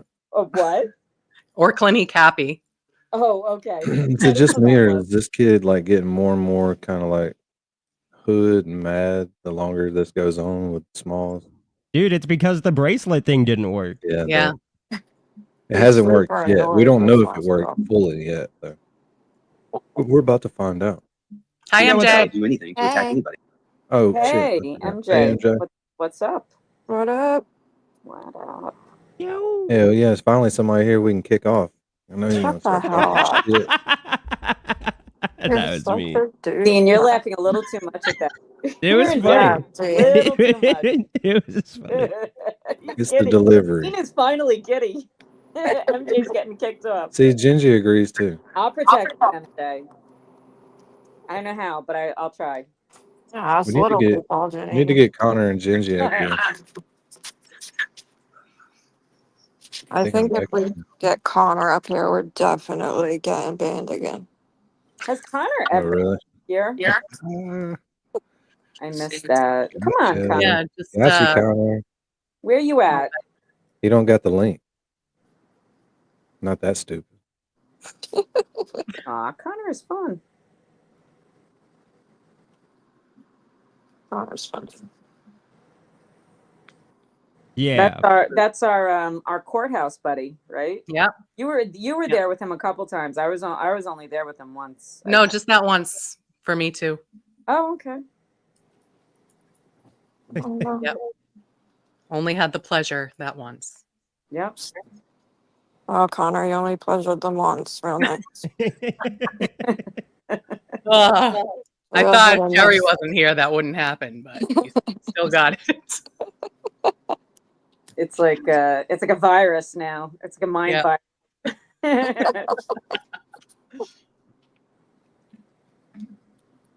Oh no. Y'all waiting on me? Yeah. No, dude. Oh, You the shit. rat in charge. I was just waiting on y'all to shut the fuck up. Yeah. All right, well, if you don't keep moving, we're not going to shut the fuck up, brother. I don't recall. You don't recall why Mr. Rich decided to punch him, but it wasn't because you saw Mr. Valley do anything to Mr. Rich or anybody else at that point. I don't recall. Well, did you see Mr. Valley do anything to anybody at that point? I don't recall. But you recall seeing Mr. Valley, Yes, sir. but you don't recall what you saw him do. Nope.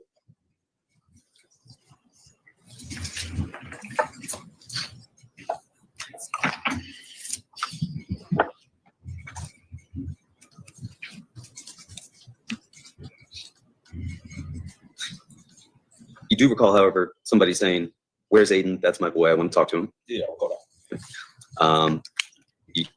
But you don't recall telling the officers that someone threw a punch, but you didn't know who it was. I do. Wait, what? Restate the statement. You're telling us that you saw Tyler Rich throw the punch, but you didn't tell officers that when you spoke to them, right? You said, "I don't know. Someone threw a punch, but I don't know who it is." I don't recall that. You don't recall that.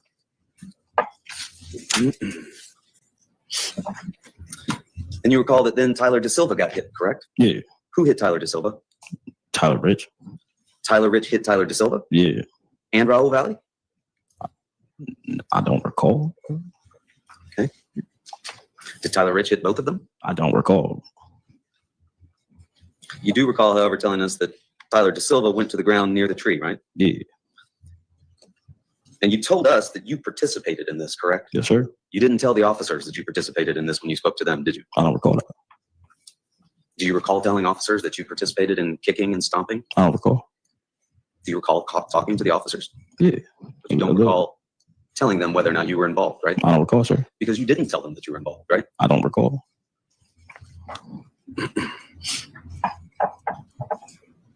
And you told us that you were throwing some kicks, what you described as stomps, right? Yes, sir. You described those as being not too hard, right? No. So for the second time, I think we've got another kid that's definitely doing some lying. I don't know if they're lying about the important shit, but they're definitely fucking lying on purpose. So that's not good. Love taps. Yeah, something like that. And then today you said, well, maybe those were medium kicks, right? Same word, sir. Quite the same words. Not too hard, medium. Could they have been hard kicks? No. No.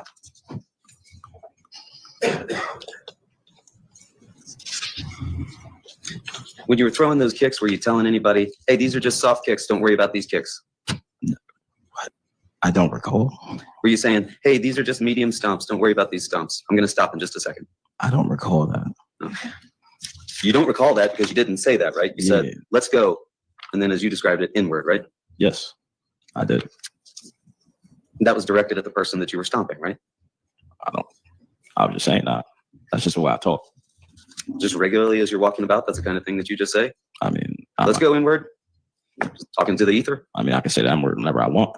I imagine that you could. I mean, anybody could. I'm asking you in this particular situation, you were not directing that at the person that you were kicking? Yeah, I was directing it towards him. You were directing it towards him? Yes, sir. Okay. Why didn't you tell me that the first time when I asked? What do you mean? I'm sorry? What do you mean? The first time I asked you if you were directing that at the person that you were kicking, you told me you didn't recall. Now you recall? Sure. Yeah.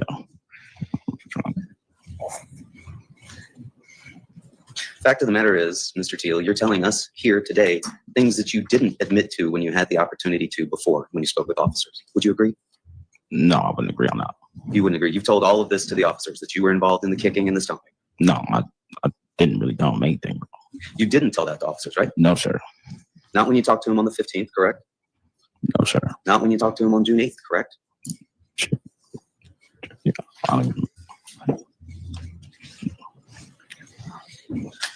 And at some point you said you stopped kicking, right? Yeah. And you decided at that time that it was time to start breaking up the fight, right? Yeah. And you thought that perhaps you had gotten cut when you were trying to take someone off the top of Tommy Connery, right? I don't recall saying that. You don't recall telling that to the officers that you were trying to take someone off the top of Tommy Connery and that might be when you got cut? I don't recall saying that. Do you recall taking Tommy Connery off the top? I don't recall. You don't recall having any interactions with Tommy Connery? I don't recall. Besides when I saw him out there. That's why I can tell you I remember.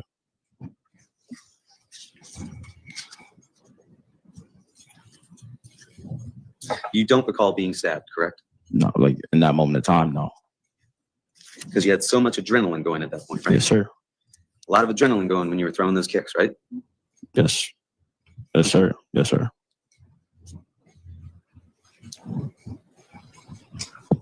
When you were throwing those kicks and you were saying the things that you were saying, were you trying to scare the person that was on the ground?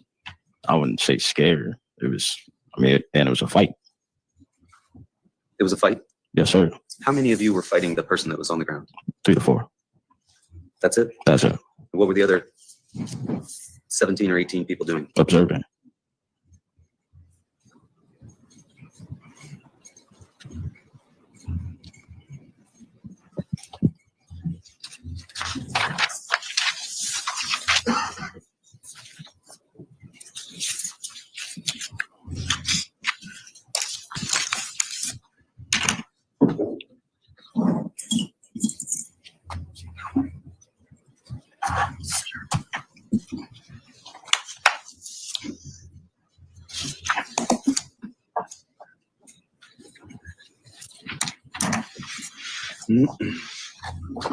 You recall seeing Jimmy McGrath there that evening at the party, correct? Yes, sir. You don't recall where he was during the course of the fight in the front yard, do you? No, I do not recall. He wasn't one of the people you believe that was there with you, 3 or 4 people kicking and fighting that person on the I ground? do not recall. The person that was on the ground, was that Tyler De Silva Yes. that you were fighting? Yes. You don't recall who the other people were there that were with you while you were stomping him? No, I don't recall.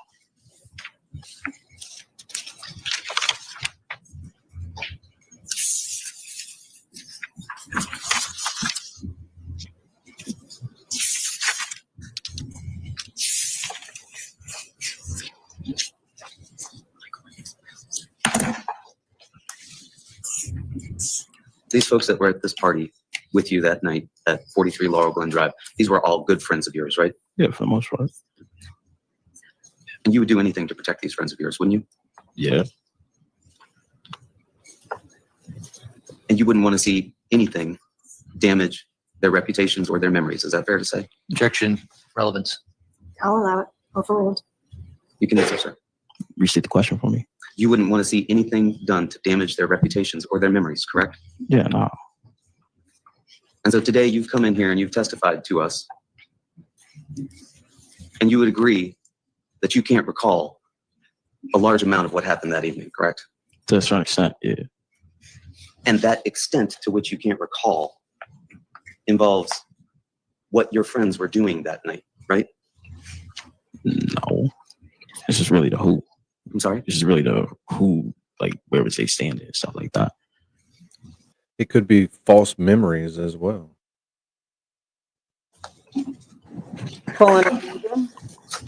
Nothing further, thank you. Any redress? Based on, Yeah. counsel just asked you whether or not you can recall the things that your friends were doing around you that night. You said you can't recall, right? Oh, Can you recall what you were doing that night? yeah. Is that what you told us? Yeah. Testified Yeah. that? Yeah. Anything on that limited drive? Nothing further. All right, very good. All right, Mr. Teal, you relieved. All right. Please watch your step as you exit the witness box. And I think this is a good point to go ahead and Evidence you shall give concerning the Skeep. This is a good time to go ahead and skeep to the next one.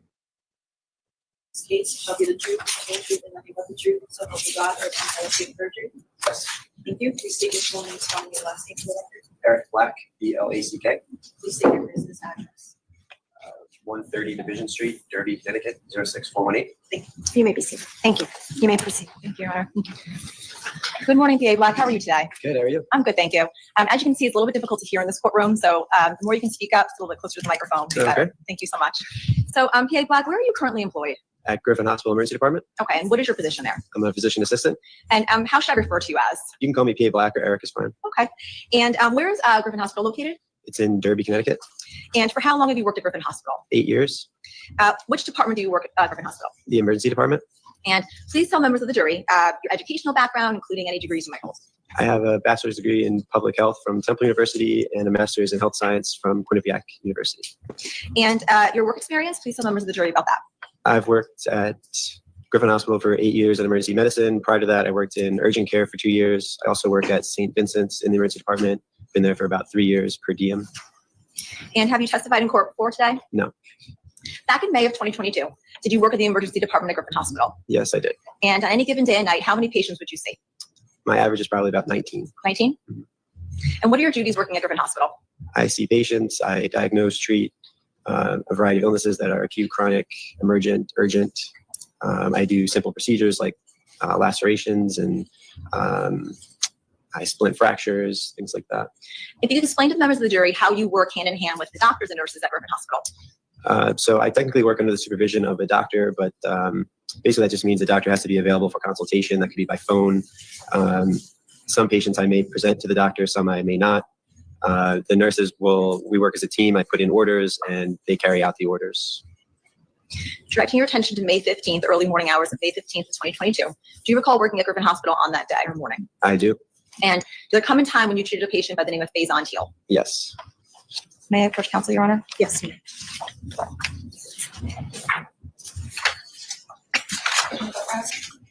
Yes.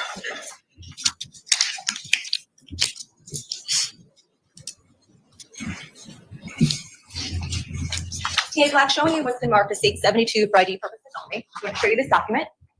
You take a look at it. Do you recognize that document? Yes. And what do you recognize that document as? It is the electronic medical record for Faison Teal. And prior to testifying today, did you have an opportunity to review that documentation you're looking at? I did. And were those records made in the regular course of business at Griffin Hospital? Yes. And is it the regular course of business for medical personnel at Griffin Hospital to prepare such a document at or near the time a patient is treated? Yes. And are medical personnel under an obligation to record accurate notes? Yes. And did you have an opportunity to review state 72 for ID purposes only before testifying here today? Yes. And are these the same records that you reviewed in preparation for your testimony? Yes. I'd like to mark it as a full exhibit, Your Honor. Attorney Smith? No objection. All right, court will accept into evidence as a full exhibit, state 72. Thank you.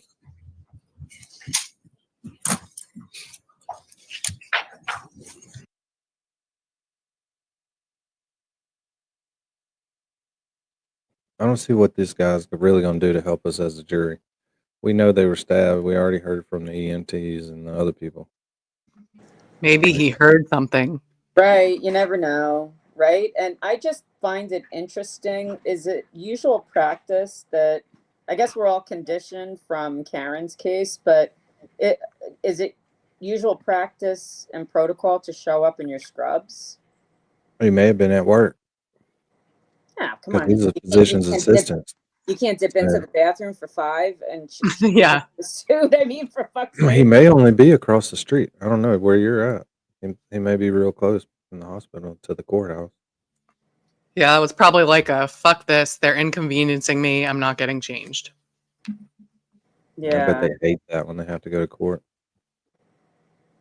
I don't know. I mean, he could have thrown a shirt on, maybe. Shirt and a pair of khakis, but all right, whatever. I'll allow it. He maybe got his backpack come by your house. You're only 10 minutes away. He's not bad. He's cute. He's kind of cute. You bring your scrubs. If he keeps going, that's going to say MD right there. I think isn't that he's a PA? He's a Laline. Physician's assistant. Yeah, I think so, right? Isn't that what PAC? Where's Which means he can do everything as long as a doctor. Yeah, PAs like do. Yeah, I feel like we see PAs much more frequently. Angela's right, Janine. He wore the scrubs because. Angela, you make a. I'd let him get some, probably.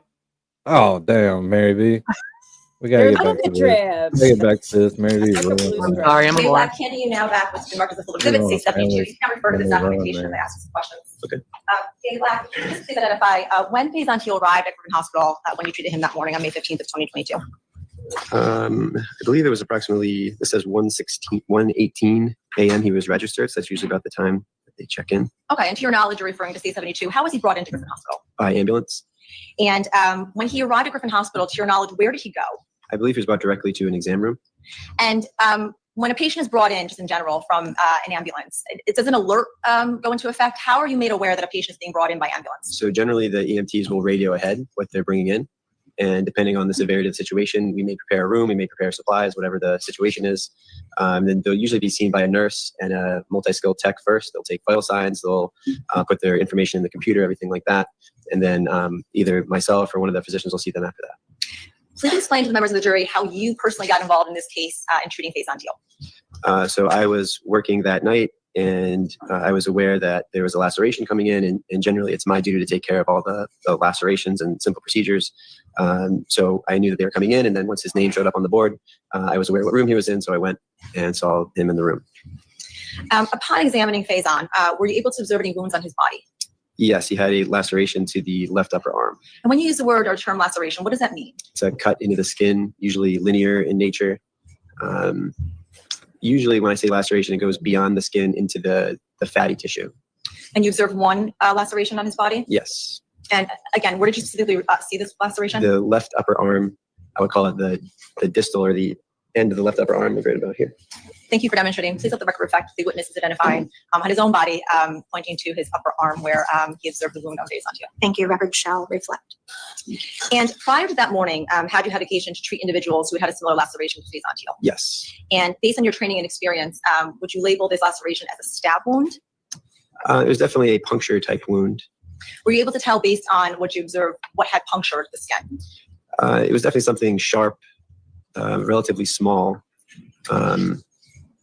Yeah, that's all I can really tell. Did you base that on your own personal observations as well as self-reporting by the patient, or both? A combination of both what the patient told me and what I was seeing. I'm going to direct your attention to page 1 of State Exhibit number 72. Is this where your notes begin? Yes. And I just may have one moment, Your Honor. Is that your electronic signature that appears there as well as notes regarding the date and time of when the patient was seen? Yes. And in looking at State 72 on page 1, what does it reference where it says HPI wound laceration? What does that acronym HPI refer to? History of present illness. And can you please read what it says under chief complaint and stated complaint? Chief complaint is wound/laceration. Stated complaint is stab wound near left elbow. What's the difference between the two? So the stated complaint is exactly word for word what the patient says, and then our chief complaint is kind of like a general term for what's going on. It's a wound or laceration. Still looking at State 72 under where it says history of present illness and HPI narrative. It indicates here that the patient indicated he was cut with either a knife or a bottle. That was self-reporting. Yes.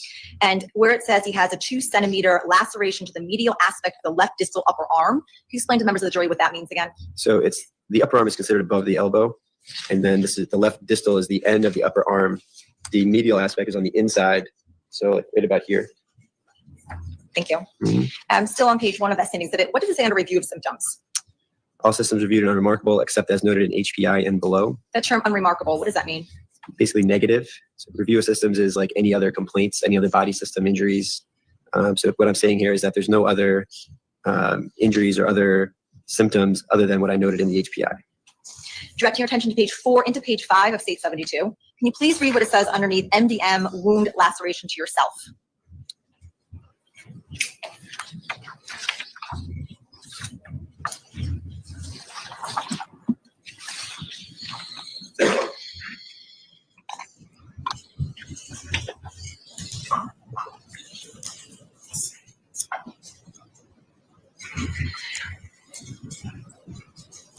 Okay. What does MDM refer to? It's medical decision making. Okay. And where it indicates in that paragraph where it says lacerations of the left upper arm, lacerations of approximately 2 centimeters linear into the subcutaneous tissue. What does that mean? It's a linear cut into the fatty tissue. So when you observed Faison Teal's laceration, did you see anything coming out of that laceration? And if you did, please explain, describe what it was. Yeah, there was fat tissue coming out. Is that what is withdrawn. When skin is cut, is that the first layer of skin that comes out, or is If you go below all the skin, you'll see fat. There's several layers of skin, and then the fat is underneath that. And usually that fat is under some degree of tension and held by the skin. So when the skin is cut, it kind of comes out of the wound. Can you estimate how far into the skin something would have to cut in order for that fatty tissue to be exposed? Everybody's a little bit different, but I would say probably maybe half a centimeter. And where it indicates in state 72, underneath that MDM wound laceration paragraph, it indicates no evidence of any tendon injury, no signs of any vascular injury or muscular injury. What does that indicate? So the wound was just into the fat, that there was no tendons cut, no muscle injury, no nerve injury. So he was able to move his arm, feel everything on his arm. There was no pulsatile bleeding. It seemed to just be a soft tissue injury. Based on your experience, would it be possible for a patient who suffered an injury such as this to still experience some numbness or tingling after the injury, meaning Sure. in months after the injury? Sure. And why would that be? Could be from superficial nerve damage, from swelling, just from a nerve injury that's not detected at the time. Now, directing your attention to page 5 of state 72, to the start of the second paragraph, please explain what was done, or please read what was done to help mend the wound, the laceration. Okay, so the wound was cleaned with sterile water and betadine. 2% lidocaine was used for local pain control. 5-3-0 nylon simple rubber sutures were used to approximate the wound. Patient tolerated it well. A sterile dressing was applied, and bacitracin was applied. Did you personally suture Faison-Teal's laceration? Yes, And betadine, what is that? it's like a iodine-based antiseptic. And the 5-3-0 nylon simple erupted sutures, what are those? So 5 is the number of stitches. 3-0 is the diameter of the stitch. Nylon is the material the stitch is made of, and simple interrupted is the type of stitch. Are those dissolvable stitches, or would the patient have to come back to get those removed? They were not dissolvable. They'd have to be removed. Now, you had indicated earlier that you saw some fat coming out of the laceration, the wound. Explain, did you have to, for all intents and purposes, lack of a better term, shove the fat back into the skin to suture it? Yeah, usually as I partially close the wound, I start kind of tucking the fat back in. Sometimes if there's a lot, I may remove some of the fat to make it easier.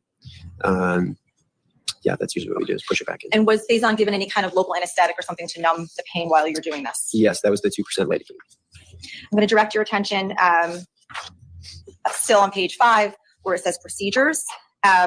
Laceration 1, site upper extremity. If you go down to pre-repair, it indicates wound explored, irrigated extensively, and deep sutures intact. When you say wound explored, irrigated intensively, what does that mean?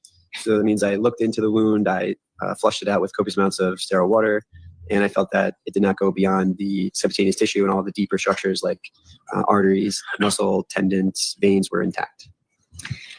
PA Black, I'm going to show you what's in marked in Safe Exhibit 70. You have a screen in front of you over there. Can you see State 70 clearly on there? Yes. Okay.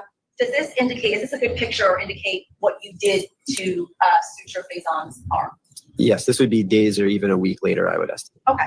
And these black marks on State 70, those black lines, are those the sutures that you used? Yes. And this reddish mark around the sutures, what is that? So that's bruising, probably from bleeding under the skin and in the deeper tissue. And again, showing you State 71, another photograph of the wounds. You see there that there is a measuring guide. Did that indicate how large laceration was when you saw Faison on May 15th morning on 15th, 22? Yes. And I don't know if you can see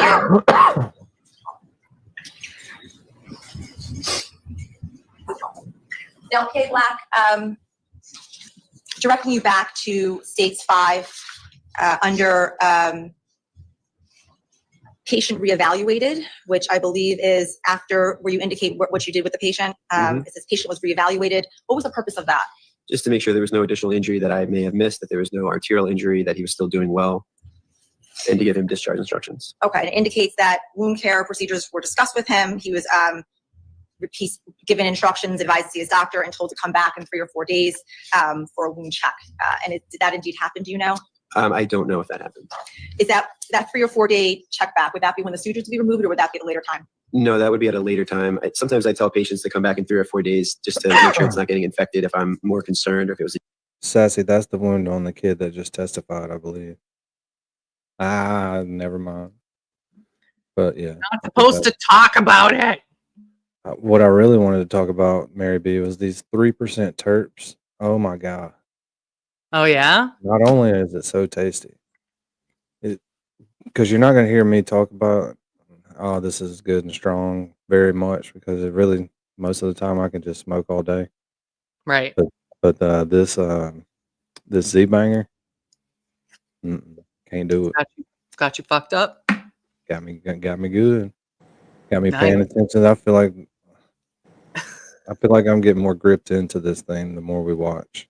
I Yeah. know it's kind of grueling getting through those first little bit, but other than Dean's bullshit rants here and there, this is really getting good.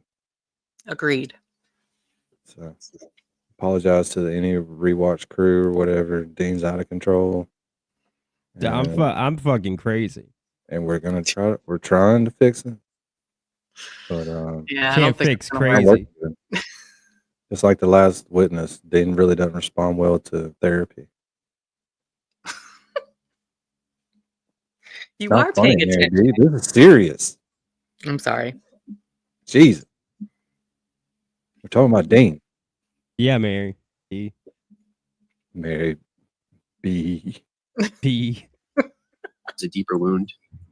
Under, again, state 72, referring to page 5, where it says differential diagnosis, it indicates likely laceration, abrasion, and avulsion of skin. What does avulsion of skin refer to? That's skin that's Connor keeps making me do this. You cannot pick that doll. No. Cannot pick that doll. No. You cannot pick that doll. No, You he's cannot sleeping. pick that doll. You cannot pick that doll. No. Cannot pick that doll. No. You cannot pick that doll. No, he's You cannot sleeping. pick that doll. cut away from the body or removed from the body. Still referring to state 72, directing your attention to PCS discharge summary, page 1 through 5. If you continue, it's towards the back.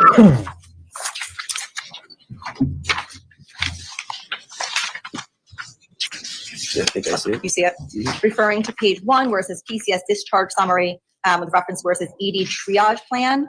It's a triage pain rather. What does that mean and what does it say? So the triage pain is usually 1 to 10 on how severe the patient's pain is. Maybe on the wrong page.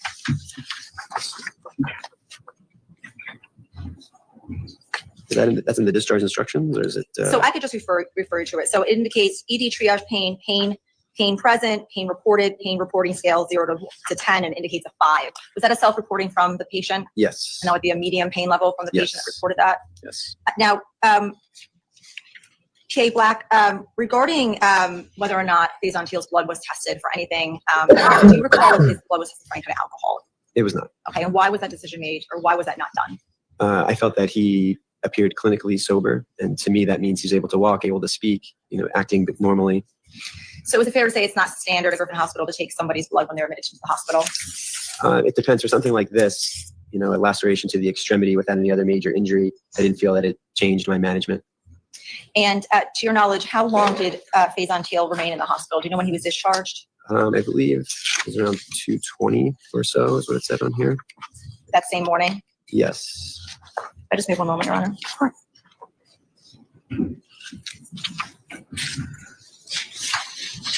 Does 2:35 sound about right? Yeah, I think that's the latest time I see it here. Yes. Now, before he was discharged, did you indicate to him that if he experiences anything at all to come back to the hospital? What would you have told him? If there was excessive pain, swelling, redness, numbness, tingling, he couldn't move the arm, something like that. As far as any kind of signs of infection, what would be indicative of signs of infection? Spreading redness, excessive pain, discharge of pus, fever, stuff like that. Thank you. Janine, what are you talking about? What do you Say mean? Say that out loud. In the chat? Yeah, when you just the same kid got in trouble at a track meet. No.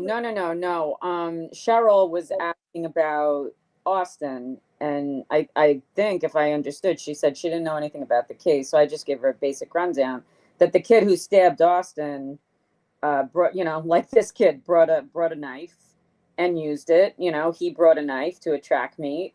What the fuck? And he was asked to leave. We don't know the circumstances, but there's video footage, which is probably they're going to save until the trial. So we'll see what, whether it was truly, I think it's bullshit. I don't think it was self-defense, and if it's self-defense, you don't take a fucking knife out and stab a kid in the heart at a fucking track meet. Why did you have a knife to begin with? And he's being tried as an adult, which I'm happy about. Just like this kid, I'm shocked that this kid Raul was, and I'm so happy that they're both being. You can't just snuff a kid out. Sorry. Yeah. Can't bring a knife to a fist fight. Nope. And you can't take someone out, and they're not going to come back now, ever. Yeah. So. Exactly. Yep. I have no further questions. Thank you. Thank you.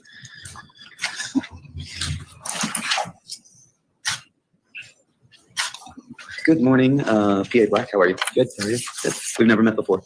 Correct. That is true. And you're here today to tell us essentially about the treatment that you provided Faison Teal, correct? Yes. And that treatment involved Mr. Teal arriving by ambulance around 1 o'clock, 1:15. Yeah, and Sassy's got a point. At some point, you can defend your life, but you got to be pretty injured, I think, by law to start Well, defending your life. why did he have a knife? You mean this kid Exactly. here, Raul? Because the way it looks is that, from my viewpoint, and I don't know because I don't know, I haven't seen as much footage, testimony as you have, but it seems as though he wasn't invited. They didn't want him there. He had the choice to leave, and he chose to turn around to bring a knife. Nobody else had a knife, and he started stabbing people, just like the kid at the track meet brought a knife and started stabbing. Nobody else had a knife but them. But I'm trying to keep my mind open also, because this is everything that the prosecution side is saying. So it might not be she's right about that. the whole truth, like We they know they're prob- bad about half truths. Right, but he was there. He could have gotten back in that car and drove away, and he chose to get out. according to them. Well, he drove himself there. There was a fight at one house. Right. He necessarily went to another house, got Three out, of them did. and was prepared to use it. So no, I understand, and I agree with you. I want to hear the defense's case as well. However, Yeah, because the way I see it is like he didn't take a plea, he didn't take a deal. Like he's got to have a defense. So there's got to be something more to this. Yeah, that's That a they're not big saying. point right there too, because now he's facing 25 years probably, rather than a plea he deal just where didn't he'd want be to out take in a plea. 12 or something. It doesn't necessarily mean that there's more to it than that. Well, it means he's willing to fight it. Well, he Right. has a Oh, yeah. defense, supposedly. Oh, of course, yeah, I get it. Just like Carmelo Anthony is going to have a defense, and let's see. I mean, to me, you could have just turned around and walked away. Yeah, Because it somebody could is have. stepping up. Angela, what happened is the one of the kids from the big party was at another party where these three kids that were in the car were, and they got into a fight and they jumped on him. So he made a big deal of it in the group chats, and he went to the party where his friends were. Right. And then they did a bunch of shit talking, and enough shit talking where these three kids drove over to the party where they knew there was a lot more people. Right. And got in and started getting into these fights. And Right. And then he stabbed a kid, a 17-year-old child, who is never ever coming back. Austin Metcalf is never ever coming back. And that was a choice. I thought it was McGraw. It was a choice to bring a knife and to snuff out a life. So I don't know. Sherry D. Well, let's see Yay. what the defense case is. I agree with you. It's just, But- it's hard to see young kids snuffed out for bullshit. When Yeah, all they and do it's is turn around. probably that. Like I have no doubt that that's what it is, but Mhm. I just feel like they're, this is all according to them, like what happened. So I don't really Right. trust people, Right. Like I'm sure like what happened was messed up and someone shouldn't have died, but did he Did he cause fear it? for his life? You're gonna have to prove that he feared for his life. And he Right. wasn't even that beat up, because we've already seen the pictures of him when he got arrested, and he barely had a mark on him. So it's gonna be hard to prove that, even though Oh, 30 people were not, and they weren't all jumping on him, but there's probably 8 or 9 that were. 2 or 3 per guy. But he went looking for it.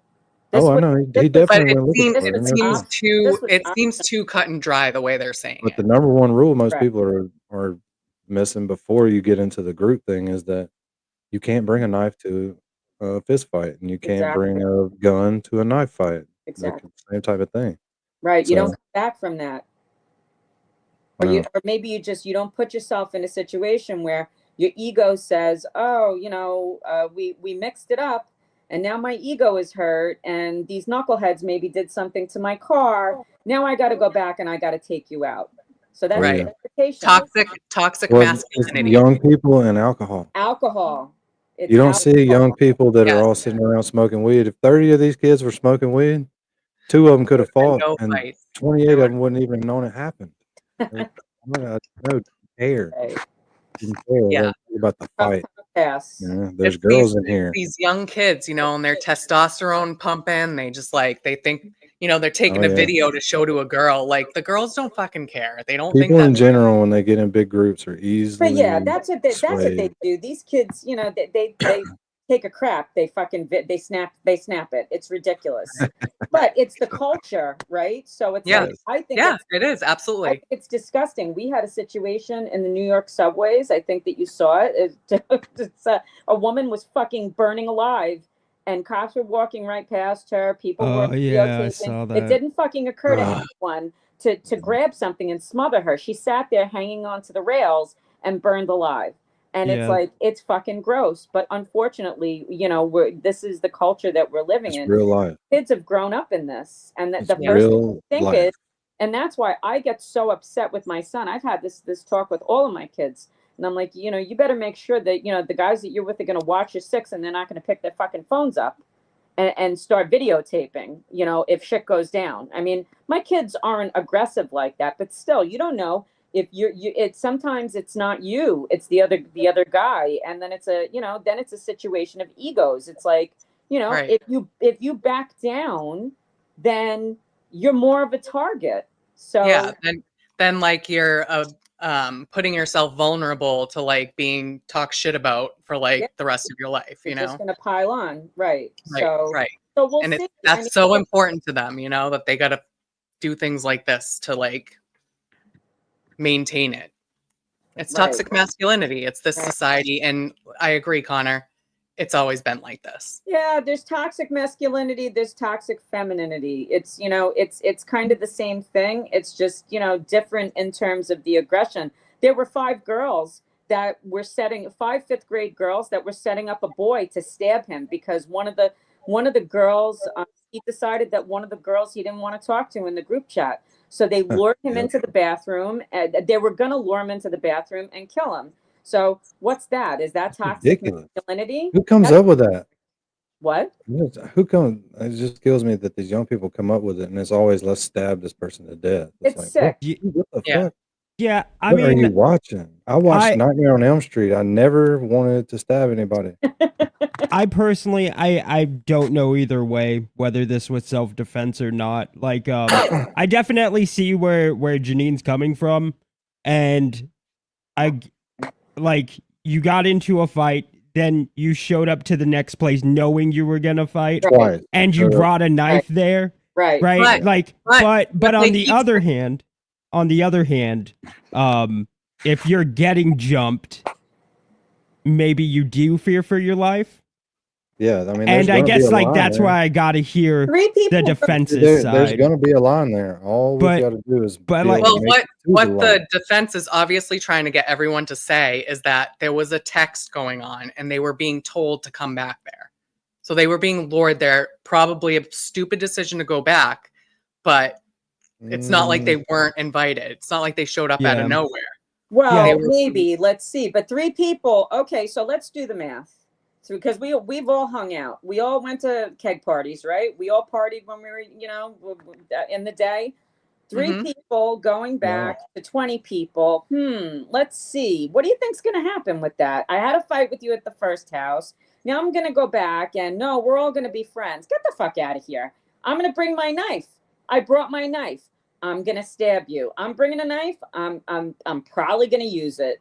That's just where my mind goes. But to your point, Mary, 100%. I mean, definitely, I want to hear what the defense is. It's just, it's just. I think to me, it's horrific because it's just a young, beautiful boy is gone, and it was so fucking unnecessary. It was just unnecessary. It is. They're knuckleheads. Like I said, I think I posted this. I was going back and forth with Rubicon a little bit. It's like, I see these knuckleheads. They do the same shit. It's like, oh, I'm there for my boys. It's the culture, right? It's girls are the same way. They're toxic in a different way. You know what I mean? It's rough growing up, but at the point where you are making a conscious decision, when you already know that you had a fight at one place, now, whether you're being lured or not, you're bringing a knife. To me, that's premeditation. So I don't know. We'll see. Right? But it's All right, hard. we'll see then. Let's see. Let's get it back to this. I love this. It's just the more boring it is, the more I like it. You know what I mean? It's all good. In the morning, correct? Yep. You came in and saw him after he'd been brought in by the ambulance. You had some information from that ambulance crew ahead of time to know a little bit about what you were going to be facing, right? Yes. And that information was that he had a 2-centimeter laceration to his upper left arm, right? Yes. And you confirmed that when you went in and actually met with him, correct? Yes. And that 2-centimeter wound, we saw a picture of what you did as far as sewing it up, correct? And there was the reddish mark you described as bruising. That wasn't there that night at the time, was it? What you saw was a 2-centimeter cut to the skin, correct? You stitched that up. And then you told us that you hadn't tested his blood for alcohol that evening. Right. And then he discharged that same morning, a little bit over an hour after he came in to see you, correct? To your knowledge, did he ever report back for any follow-up, or did he encounter any of the complications that you just described for us? Not to my knowledge. And it was your understanding from him, he told you he'd either been cut by a knife or a piece of glass, right? He didn't know. Right. But he indicated he'd been involved in a fight. Yes. And that was all he told you about that, correct? That's right. And you weren't there to investigate what had gone on. You didn't ask any further questions about that, correct? In fact, all you were there to do was to tend to his wound, right? Yes. And you would describe that as a superficial cut to the skin, correct? Yeah. Not life-threatening in any way. No. And if this jury wanted to know why Mr. Valley did what he did that night, you couldn't tell us or help them out in any way with that, could you? No. Thank you. Yeah, I appreciate it. All right. Anything further? One follow-up. Sure. Okay, like superficial. What does that term mean in medical world? I mean, to me, it means it's not going beyond the fat tissue. Thank you. Anything else? Thank you. Oh, thank you. You just please watch your step as you exit the witness box.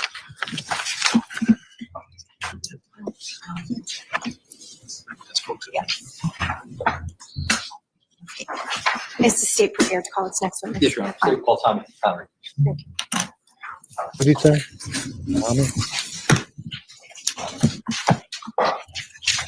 Tommy? So this. Raise your right hand. Do you solemnly swear or solemnly sincerely affirm, as the case may be, that the evidence you shall give concerning this case will be the truth, the whole truth, and nothing but the truth, so help you God, or upon penalty of perjury? Thank you. State your full name, spell your last name. Thomas Connery, COMMERY. Please state your address. 39 Southern Lane, Johnstown. Thank you. You may be seated. Good morning, Tommy. Good morning. If you don't mind, just sit close to that microphone, keep your voice up. The acoustics in here are pretty bad, so ladies and gentlemen need to hear you, okay? Tommy, how old are you? Me, I'm 21. And do you go to school? Yes, I do. Where do you go to school? Central Connecticut. And what are you studying? I'm studying finance. And are you working this summer? Yes, I am. What are you doing? I'm self-employed. I work for myself. I do marketing. Marketing, yeah. Prior to your testimony today, have you and I met? Yes, we have. Why have we met? To discuss the case and what I saw. So I want to direct your attention to May 14th of 2022. How old were you back then? I was 18 years old. And were you in school? No, I was not in school then. Where were you? So did you had just graduated high school? Yes, I graduated in 2021. Okay. And where did you go to high school? Shawn High School. And at some point in time on May 14th of 2022, were you hanging out over at Tyler Rich's house? Yes, I was. And around what time did you get there? It was around like I'd say 7 to 8 p.m. in that area. And I'm just going to show you States 5. Do you know whose house that is? Yes, that is Tyler Rich's house. That's the house you went to on May 14th of 22? Yes, it was. And why'd you go there? He told me to come over. We were going to hang out, just a little bit of us, some of my friends and some of other friends in his grade. And when you said you wanted to hang out, what does that mean, hang out? What did you guys do there? Well, we usually hang out in his basement, just a couple of us, and we would, just do normal stuff that, high school guys and graduate guys would do. And how did you get to I drove myself that night. you did, okay. Showing you States 49. Do you remember where you parked? Yes, by the far right red maple bush by the road. So if I'm pointing at the States 49, you're talking about this red bush here? Yes, that one. Okay, so would you have parked on the side of the road? Yes, that right there. Would you be facing the driveway or facing away from the driveway? Facing towards the driveway. And when you got there, did you go in the house? Yes, I did. How'd you go in the house? Every time I go there, I go in the same way. I went to the left side where the side door is, to the left of the garage. And when you went into the house from the left side of the house, where did you make your way to when you got in the house? I started off in the kitchen, greeted Tyler, and then we proceeded to go into the basement and hang out with the other kids that were there. And when you got there, how many kids would you say were there at the time? It was still relatively early, so I'd say about 10-ish, a little less. And what kind of things were you guys doing in the basement? Hanging out. We were just having a couple drinks. Okay, when you say Guys. a couple drinks, what do you mean by a couple drinks? I had a few beers that night. You had a few beers that night? Yes, I did. All right. And was anybody else drinking? Yes, they were. Were you provided alcohol, or was it like a bring your own? I don't recall if I was or not, but You had 2 beers? yeah, I would say so. And at some point in time, did anybody else show up to the party? Yes, later in the night, the younger kid showed up, which was Ryan Hines and Griffin. All right. Prior to that, let me show you this here. State 54. Do you know who that is? Yes, Who's that? Faison Teal. And was he at the party that night? Yes, he was.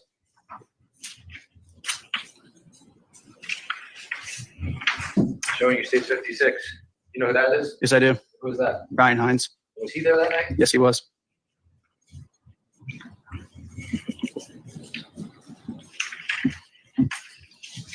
Show you State 57. You know who that is? Yes, I do. Who is that? That's Jimmy McGrath. Was he at the party? Yes, he was. How do you know Jimmy McGrath? He was friends with my younger brother. They would hang out all the time. They hung out a lot when they were younger in middle school, and then as high school went along, they would hang out here and there. And who's your younger brother? Charlie Connery. Was he at the party that night? Yes, he was. Tommy, do you know Ricky Fiola? Yes, I do. How do you know him? I'm really good friends with him and his father and his mother. We grew up together once him and my brother met in middle school, maybe a little younger, 5th and 6th grade, and we became family friends through that. And do you know if Ricky Fiola was at the party that night? Yes, he was. And how about Sal Perry? Yes, he was there too. You know him? Yes, I do. How do you know him? Me and him, we grew up together playing baseball, Sean American Little League. How about Mike Sampieri? Yes, I know him. How do you know him? He lives down the road from me my whole life. Were they at the party? Two of Yes, he them? was. Alex Bernstein, you know Alex Bernstein? No, I do not know Alex Bernstein. How about Jake Villalobos? Yes, I know Jake Villalobos. How do you know Jake? We played football together when we were very young, and I knew him from school from then on. Was he at the party that night? Yes, he was. How about Matt Lockovich? Yes, he was there. How do you know Matt? I know him from baseball too. We started playing when we were young together. Do you know if Matt was at the party? Yes, he was. Now you say that Griffin and how do you know Griffin? He's really good friends with my brother too. So Griffin and Ryan showed up at the party at some point? Yes, I Do did. you recall what time it was? It was later. I would say 9:30, 10ish time. And what was the lighting out like that night? Do you remember? Yeah, it was nighttime, so it was a little bit darker, but it wasn't too dark. The moon was light, and his driveway has they had lights there too.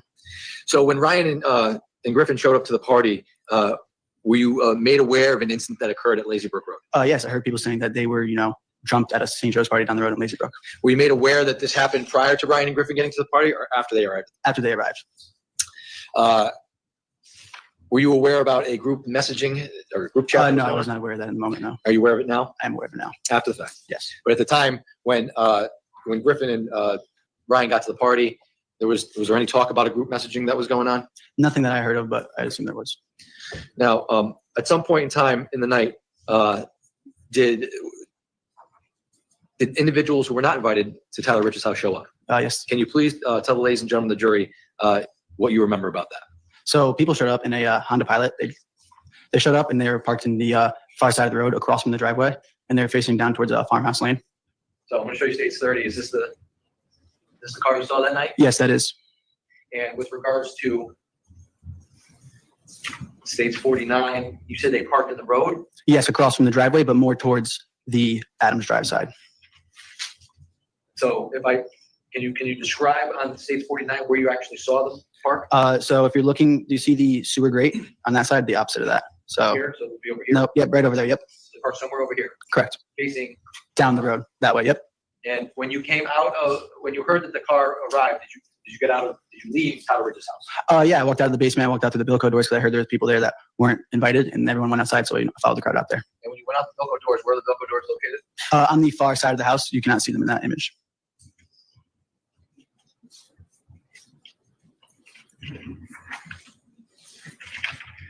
I'll show you State's Exhibit 5. And you should see State's Exhibit 5 where the Bilco doors would have been located.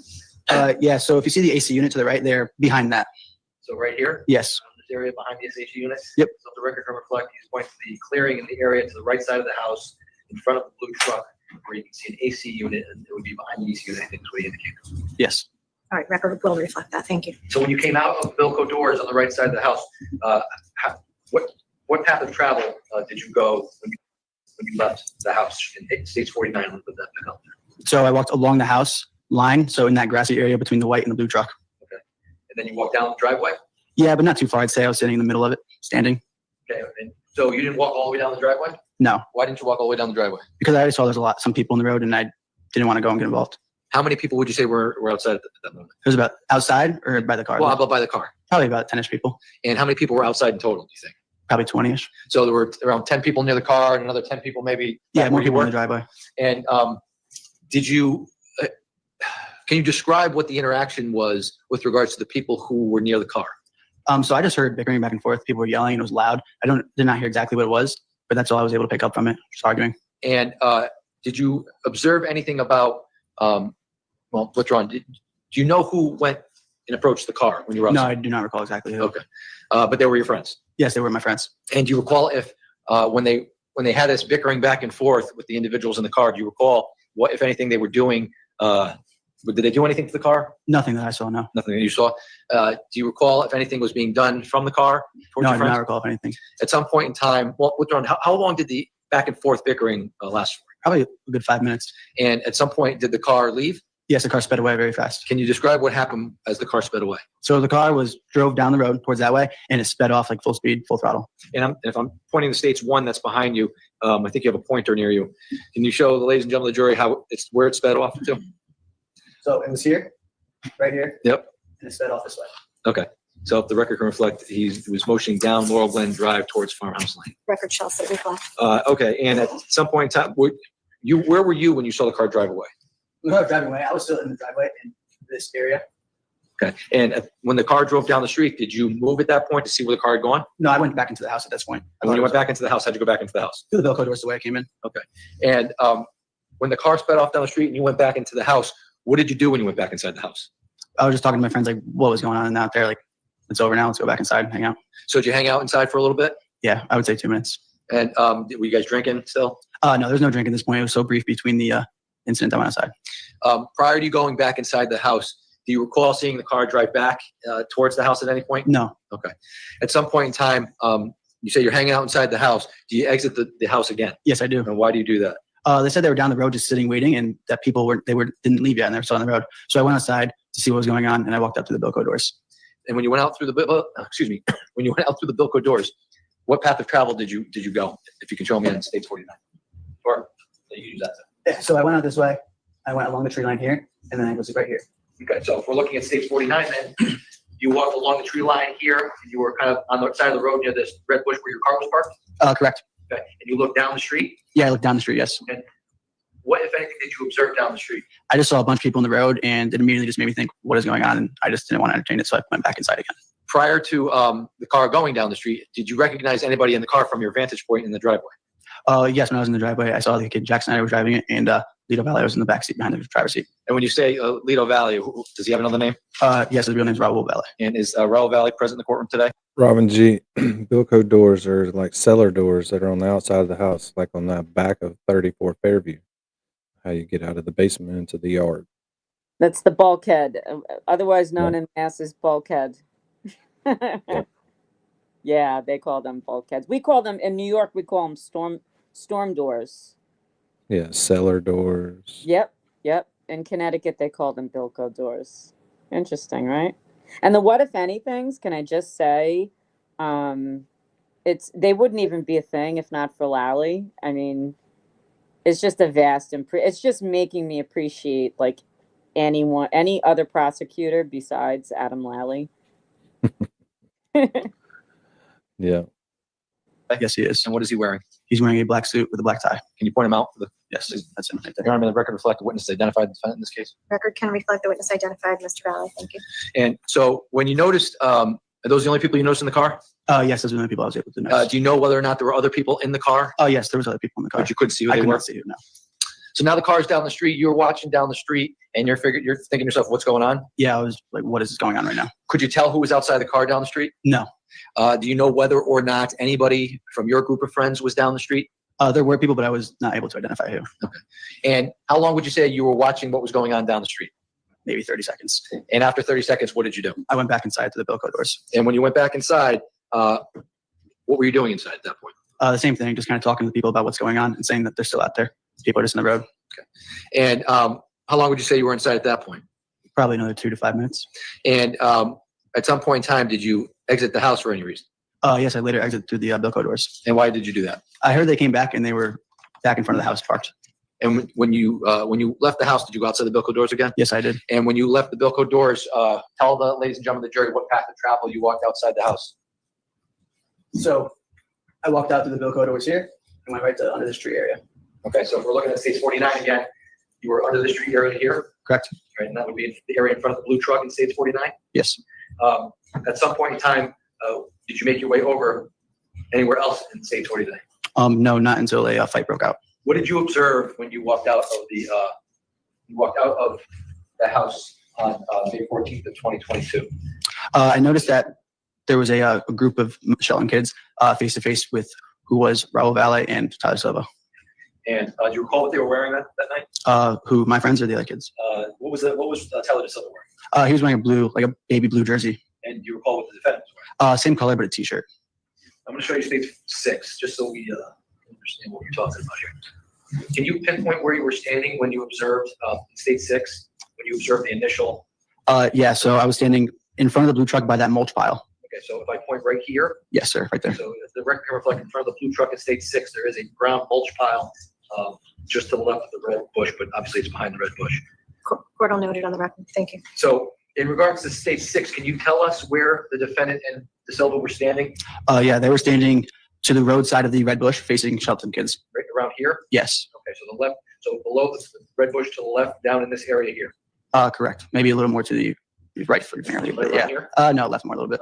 Yeah, right there. Okay, so the record can reflect I'm pointing to the left lower hand portion of the exhibit, which is in the grass area, which is down just slightly below and to the left of the red bush. All right, court will allow the record to reflect that. Thank you. And when you saw the defendant and Mr. De Silva in the yard, where were they standing? Were they close to each other? Yes, they were close. And who was on the right? Who was on the left? Do you remember? The driveway side was Tyler Silva, and the other side was Lido Valle. And do you recall if any of your friends had approached them? They approached my friends, and my friends were, yes, face to face with them. And do you recall who out of your friends were face to face with them? So from the driveway starting, then going to the left from the driveway was Tyler Rich, then Tyler Wood, and then Ryan Hines at the time, who I believe was my brother. And you thought Ty Woods was your brother? No, I thought Ryan Hines was my brother. In that moment. Okay. And who was Ryan Hines and Ty Wood closer to? They were closer to Lido. Okay. And Ty Rich, who was he closer to? Tyler De Silva, I'd say. And when did you observe them interacting? Yes, they were. What was the interaction like? It was just talking back and forth, arguing at first. They were arguing? It was, yeah, they were talking. They weren't being. Was it peaceful? I guess so, maybe. Not really. They were just arguing. So I wouldn't say peaceful, no. Okay. And do you recall what they were arguing about? No, I could not hear exactly what it was. You just saw arguing? Yes. And when you were witnessing the arguing, can you explain how long the arguing took place for? For the time that I was there, it was about 20 seconds, and then there was movements. Okay. Can you describe what happens when there's movement? Yes. So it looked as Lido Valle was to go make a punch, and then someone from Shelton threw a punch and hit him. Do you recall who punched him? No, I didn't, but it was someone on the right side. Did you say you recall watching the defendant make a move? Yes, his body jolted like he was going to do something. Can you show us physically what you saw? Like, can you see? Yeah, he was like this, and I see like my back. He like cocked like he was Yeah, gonna- like that, yes. Okay. With his right hand? He cocked with his right hand? Yes. Now, after you said someone from Shelton threw a punch. Yes. Do you know who they punched? Do I know who he punched? Yeah. Yes, Lido. Okay. And when that happened, can you describe what happened next? Yeah, so right when that happened, I knew there was a fight breaking out. So I ran over from the mulch pile into that fight.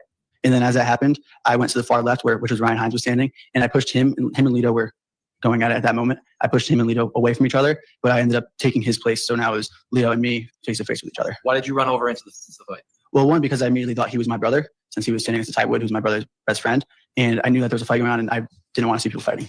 So what did you witness about the interaction between the defendant and who you now know is Ryan Hines prior to you going over?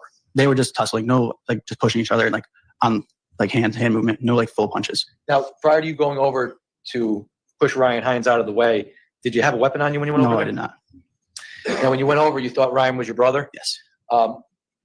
When you said you took his place? Yes. What does that mean? Describe what I pushed him and Lito away from each other. And as that happened, I kind of mostly pushed Ryan, and I was now face to face with Lito, and he was to the side of me. Okay, so when you say face to face, if the microphone is Lito, are you like this? Yes. Okay, so you push Ryan out of the way with, you get in between them, push Yeah, I Ryan get in out? between them, yes.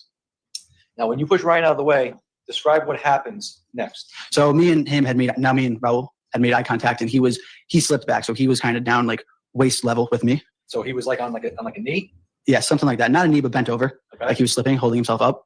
And he looked at me, and then he proceeded to, at the time, I thought he was punching me in the leg, which he was stabbing me. So wait, so I want you to. You want me to demonstrate? Yeah, let's demonstrate. Can you step down there? That's fine. Okay, so if I'm you, I'm standing like this? Yes. Okay. He's like this. I'm here like this. 1, okay. 2, 3. Okay. At the time when he was hitting you in your left leg? Yes. Did you know you were being stabbed? No, I did not, but I felt like being punched. Okay. And did you have any other feelings when this was happening other than being Yeah, I was able to feel almost like a sharp pop, but I didn't acknowledge it was a stab. I didn't know in the moment, but it did feel stronger than a fist. Okay. And at that point in time when that happened and you withdrawn, did the defendant hit you more than 4 times at that point? Not that I know, no. And after he hit you 4 times, what happened next? So as he was hitting me, I was pushing him away, trying to get him to stop hitting me. How were you trying to push him away? Do you want me to just demonstrate it? So you were underneath, I'm like this. Yeah. Hines is here in this moment. Yeah. And I was like this. Go. Yeah. Okay.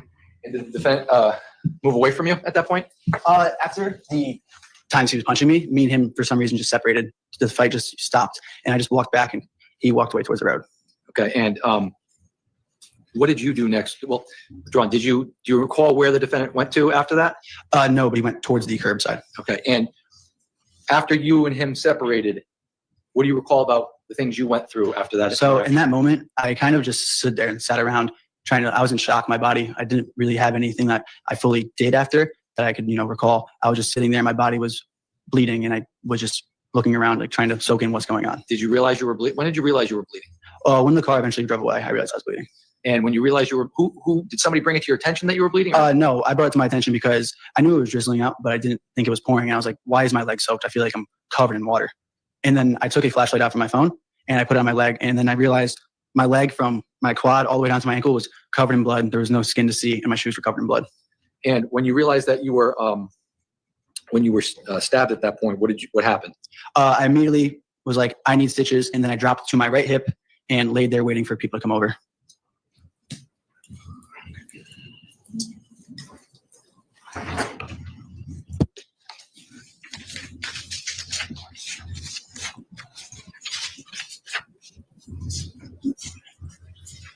And who came over to help you when you dropped your hip? The first person there was my cousin, Will Berardi. Your cousin Will Berardi? Yes. And did he render aid to you? Immediately, no. I was like, call 911, call 911. And did somebody call 911? Yes, he called 911.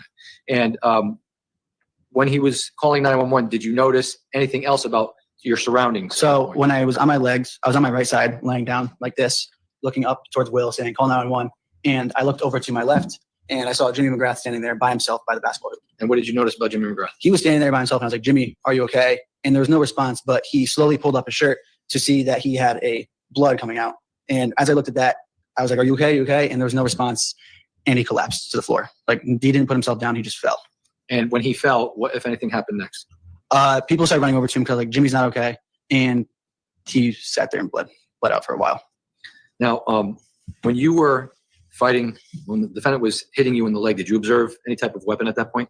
I saw something black in his hand, but I didn't realize it was a knife or anything. I didn't think anything of it. But I saw a hole in his hand as like a black spot. And did you notice any of your other friends that were injured that night? Did you see any of them get stabbed? No, I did not. And when Jimmy fell to the ground, did you say anything to your friends with regards to helping Jimmy? I was telling people to go help him, yes. Okay. And did people in fact go help him? Yes, they did. And at some point in time, did 911, did somebody call, did first responders arrive at the scene? Yes, first responders arrived sometime later. And when they arrived at the scene, tell us what happened. What did you observe? So the officer came up to me and he was asking me if I needed some assistance. And he gave me a tourniquet and he put a tourniquet on my leg, as I already had some homemade tourniquets on my leg. Yeah, moving over.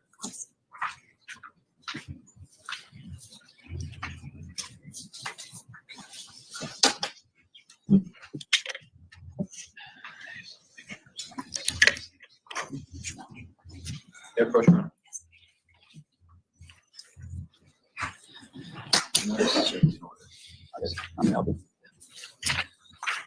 To show you what's been marked as State's Exhibit 77 for identification. Do you recognize 77? Yes, I do. And what is State 77? It is me on the ground with a tourniquet on my leg and another homemade tourniquet and stab wounds. Is this a screenshot or a picture of what your leg looked like on the night in question?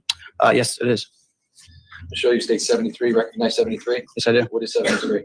That is my leg sometime later, weeks later. And is this a good representation of what your leg looked like weeks later after the incident? Yes. I'll show you State 74, recognize 74? Yes, I do. What is State 74? That is my leg in November, I believe, this recent November. And does that accurately reflect what your leg looks like Yes. after post-injury in relation to this case? Yes, it does.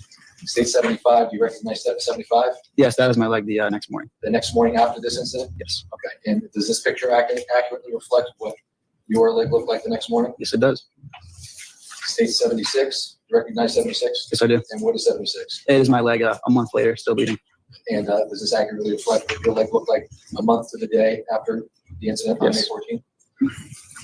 State 78, recognize 78? Yes, I do. And what is State 78? That's my leg a couple days later, bruised and bleeding. And does this accurately reflect what your leg looked like after the incident a few days later? Yes. State 79, you recognize State 79? Yep. And what is State 79? That's my leg in November, this recent November. This recent November? And does this accurately reflect what the left side of your leg looks like from this past November? Yes, it does. And finally, State's 80, do you recognize 80? Yes. And what is State's 80? This is my leg recent November too. And does this accurately reflect what the, the back portion of your left leg looked like Yes. this past November? Mayor, I would offer these exhibits. Okay. All right, with no objection, court will go ahead and enter into evidence as full exhibit States 73 through 80. Thank you.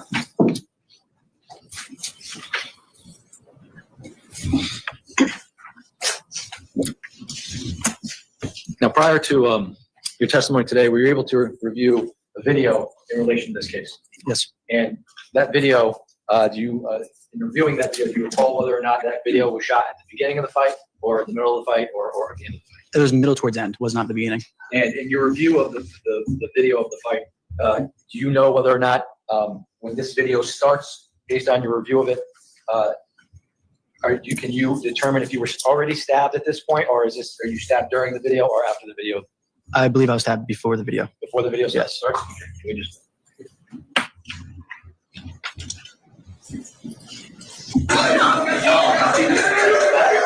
Yes, sir!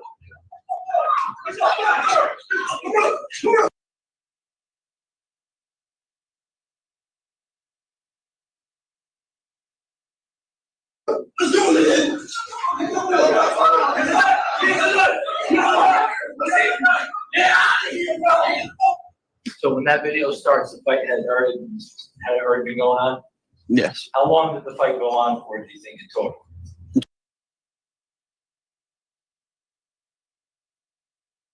You're on mute. Diane G, what's up? Yo, what's up, Dan? Diane G, finally made it back. Awesome. Hey, sauce. Diane G. Welcome back, Diane. What's up? Awesome sauce. Let me try not to wreck again. Try not to wreck again. Did something happen? Yeah. She got lost in the last one being gone. Oh, okay, I get what you're saying. Yeah. You had me worried for a second. I was like, One oh no. minute you're here, 1 minute you're not, you know? No, but she hadn't been back. But finally, she found us.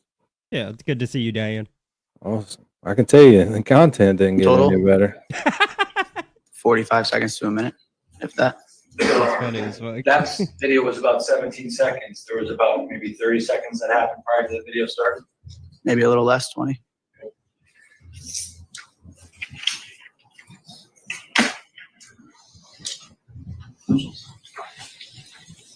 And somebody shot some fireworks, and I got this giant bulldog like trying to cram himself under my table, and where everything's plugged up. So. Oh shit. Well, you had to have a dog, didn't you, brother? No, I didn't. 4th of July. This one's not here because of me. It wasn't my decision. No, it wasn't. As the executive of the household. I mean, he's a good dog, but if it thunders or somebody shoots a firework, it's over with. This whole stream could go down at any moment. I could he'd never live just that tear this way. whole thing I love apart. dogs, but no thanks. Yeah, he messes up my stuff. He's gonna wake up in a strange place in the morning. Uh-oh. No, we just went over these pictures. I wanted to give a quick opportunity to show you. So it's thundering, and somebody shot off a big firework like 10 minutes ago. So, What's the point if it's thundering? oh, he's terrified of thunder. No, she's saying, what's the point of lighting a firework when it's thundering? To be obnoxious. July 4th, you know, AKA shoot fireworks. Yeah.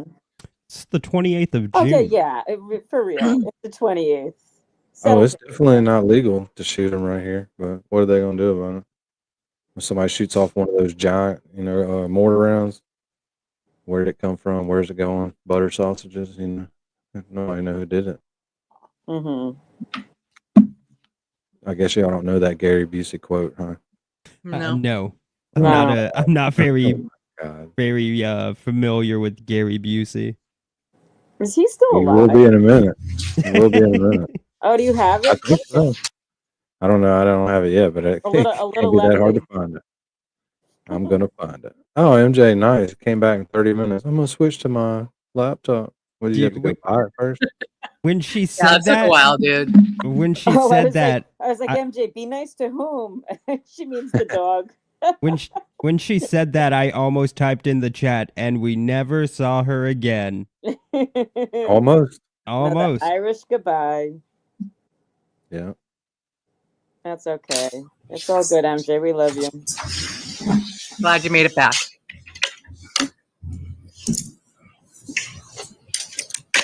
I'll show you what's been marked in States Exhibit 77. You see 77, Tommy? Yes, I do.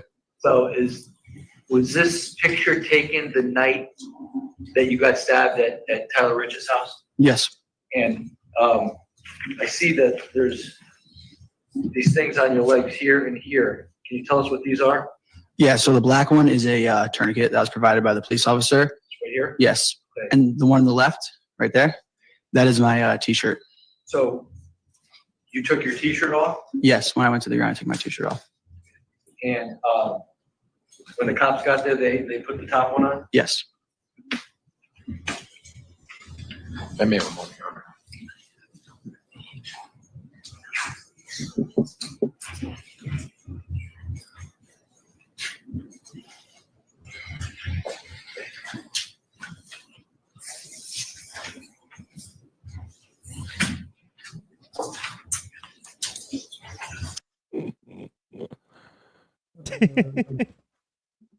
Sausage.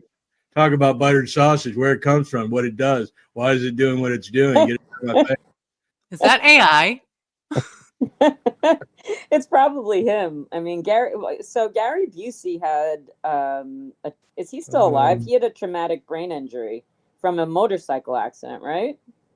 Yeah, I'm pretty sure he's still alive.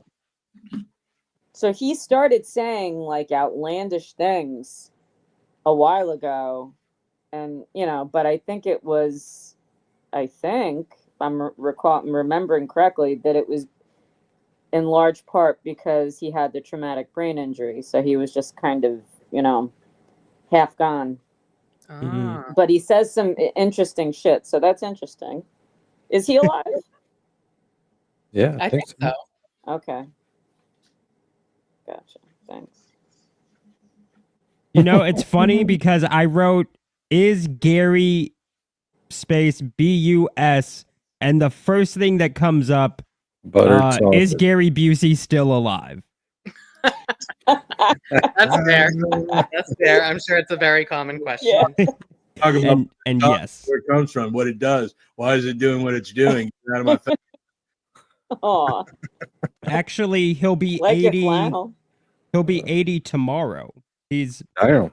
Yeah, he is 79. His birthday's tomorrow. Wow. Happy birthdays to my fellow Cancerian. Look at that. Nice. Yeah. I'm just glad Diane G found us again. Yay. Yay, Diane G. That's wonderful. It's wonderful. It is wonderful. It's wonderful. Consensus is Wonderful. Wonderful. That's a song. Wonderful song.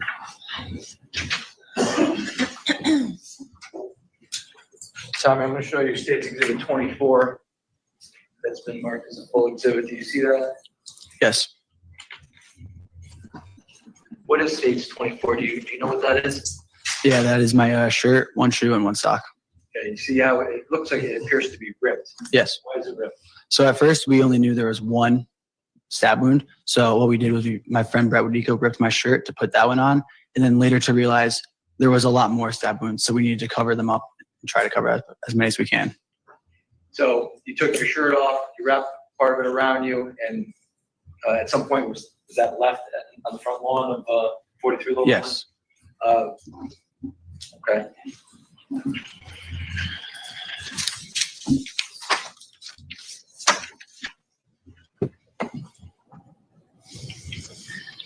I just want to go through these pictures with you. This is State 73. What type of year was this taken? This was weeks later. I would say this is probably the last week of May, 2 weeks after it. You don't have any stitches in your leg. How come? The doctor only gave me 2 stitches. He gave one on the really big one and then one on the top left one because they said my wounds were too deep and they were dirty. So they could not stitch them properly. So they wanted, what was the purpose? For the purpose of leaving them on So I wouldn't get infected to stay clean. State 75? When was this picture taken? This was the next morning. And it looks like here, your left quad is affected. Yeah, it's bulged up and swollen and bleeding. State 78. When was this picture taken? That's a couple days later. That's bruising and still bleeding.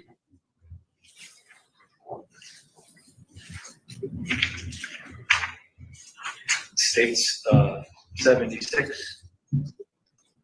That's Actually has the date on it. yeah, so that's in 1 month later and I was still bleeding in that top one.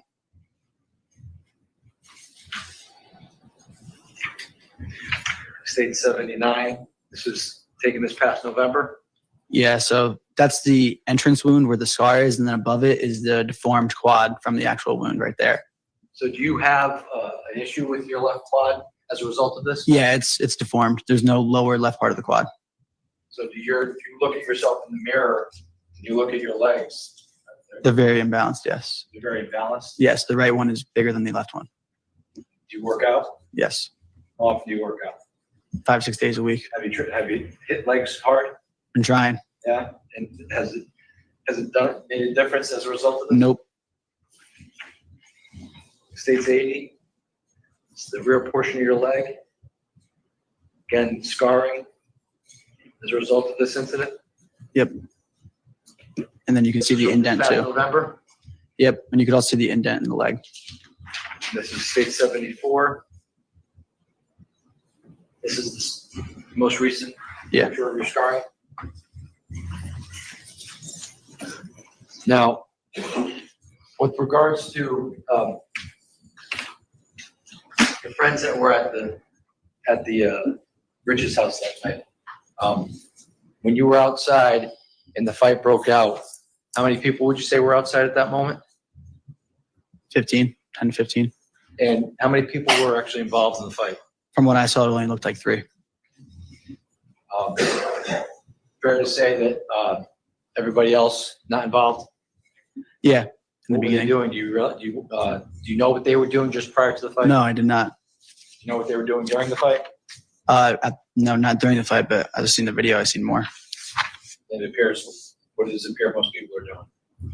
Most people are sitting watching. And with regards to the lighting that night, when the fight, just before the fight started and during the fight, were you able to see in front of you, Yeah, I was able to see in front of me. to recognize people you knew? Yeah, I was able to recognize faces. Did anybody have any lighting or cameras or anything else out? Yeah, there was flashlights on. Do you recall if anybody, we know now that there was a video of the fight. Do you recall in the moment though, was anybody videoing it?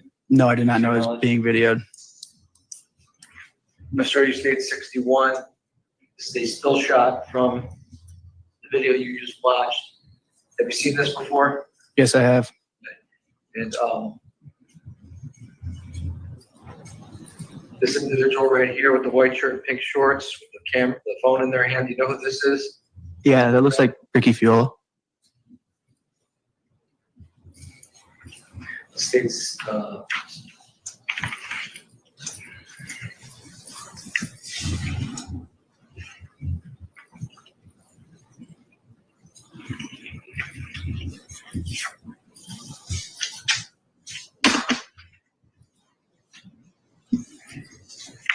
State 63.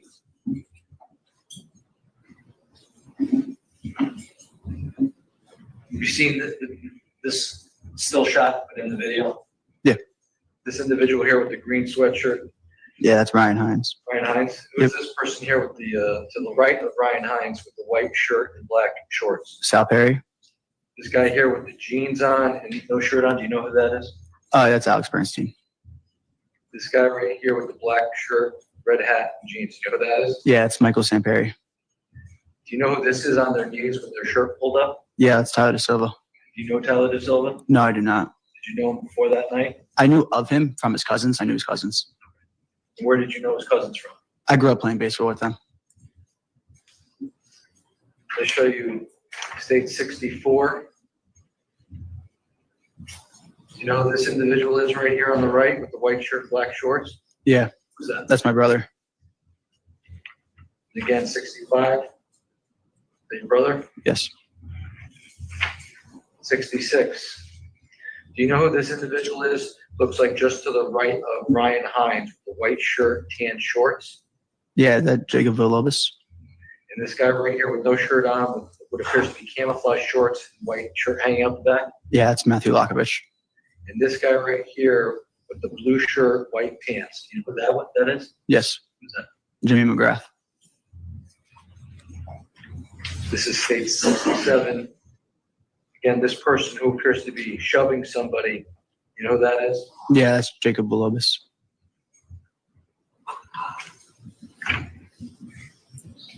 State 68. This guy right here with the jeans on and the shirt pulled up, going towards the street. You know who that is? Yeah, that's Tyler De Silva. How about this individual here to his left? That's Raul Valle. That's the defendant. Yes, it is. 69. The individual in the street, you know who that is? Yes, Who's that? that's Tyler De Silva. And the individual standing right here to the left in the dark shirt and white pants. Do you know who that is? Yes, Who is that? that's Jimmy McGrath.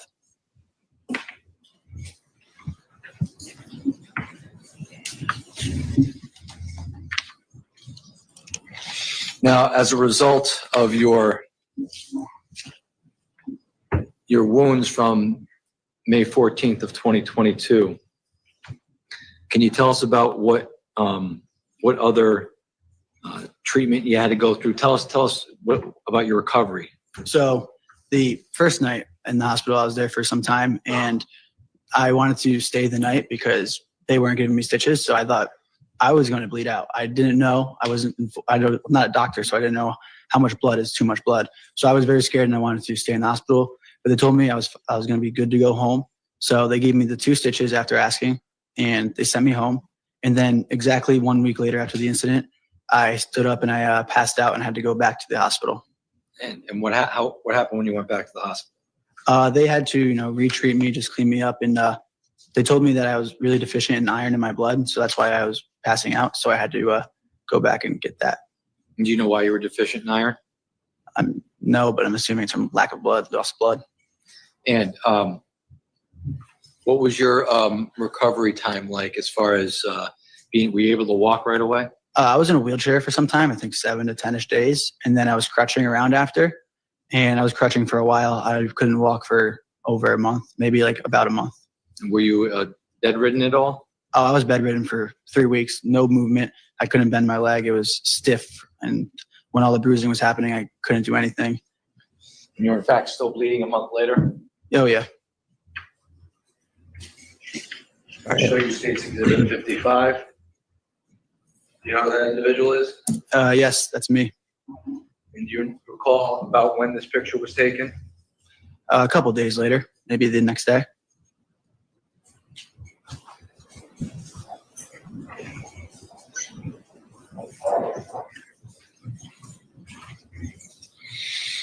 Now, have you had any other effects as a result of this besides the physical effects? Mentally, I mean, it was really hard to get through for the first month. My parents would try to help me, and I was telling them to get off of me. I wanted to try to do things on my own, but I couldn't. So I was frustrated with everybody around me, and then frustrated when I was trying to start to learn to walk again. And mentally, I mean, it hurts, but that's really it. And on May 14th of 2022, did you give any type of statement to the police that night, or did you do it the next day? I did the next day. And was that the only statement you gave in regards to this case? No. You gave multiple statements? Yeah, I gave 2. And what you told police, is that any different today than what you told police back then? I mistake my brother with Ryan Hines. I have no further questions, Your Honor. Thank you. Okay. Attorney Smith. Thank you, Your Honor.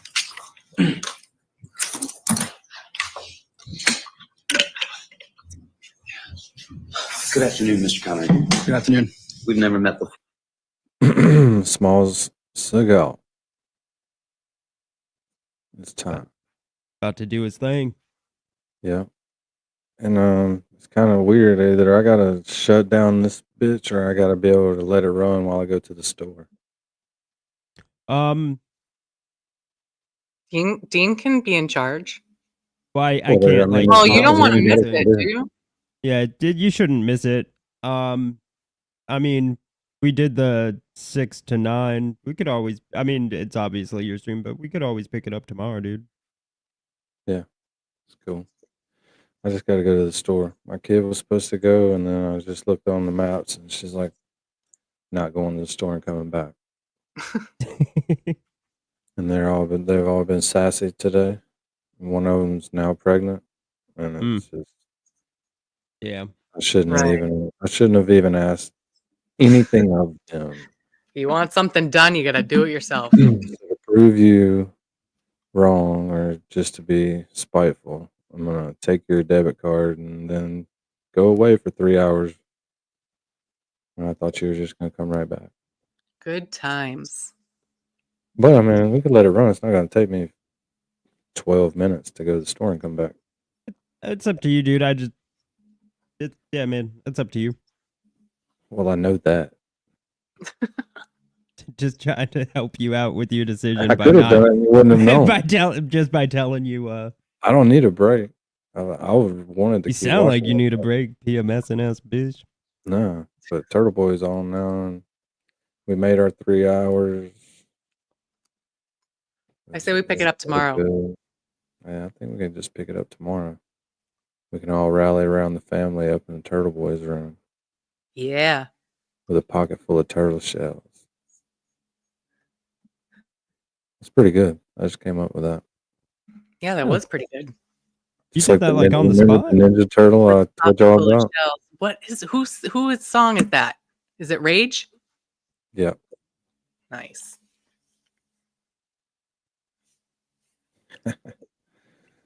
Nice. So yeah, can you stream for a long time tomorrow? MJ comes right back. Just right let at it the end. run, bro. Yeah, says the person who hasn't been here. So yeah, it doesn't matter to you whether it's running or not, huh? Yeah, she's just gonna take off again. You're not here either way. It doesn't matter. I'll stay if you let it run. I'm not letting it run now because You're MJ's gonna such an try to asshole. wreck my damn. Just leave damn us up dog. while you go to the store. We'll talk, and then when you come back, we'll pick it back up. You're not going Turtle Boy? No. Why? All the same shit. You want to talk about his movie deal? Oh. No. Or we can take some of our fans and degrade them. Right, Because yeah. they asked a stupid question, but they paid for it. Right. Whoever wants to send Danny a Cash App or a Venmo or a PayPal, I'll read your questions. do Just it send so we him a can rat talk chat. shit. Yeah. If you want to send him a rat chat, he'll read your message to the class. But the Yeah. StreamYard bill came due today, so I got to see that for real. Nice. All right, everyone, pay up. Yeah. Plus all the AI apps I got to pay for now. You know, all this stuff just you can't just go make this crap. It looks like you just went and made it like crap. If it was easy, everyone would do it. I know. But there was so much material with the TCS on it. Oh God. This toy's just constantly making crap. And now I've been waiting for her to post the new intro. You are gonna like this one. This is the best one. I'm excited to see it. Yes. It is definitely the best one. I don't know if Diane G's still here. I don't know if she's in Discord or if she already bailed out. Diane, Mm. you're being summoned. Yeah, she's not very quiet, so I don't think she's here. Not like it wouldn't be like her just to be lurking. Right. True, true.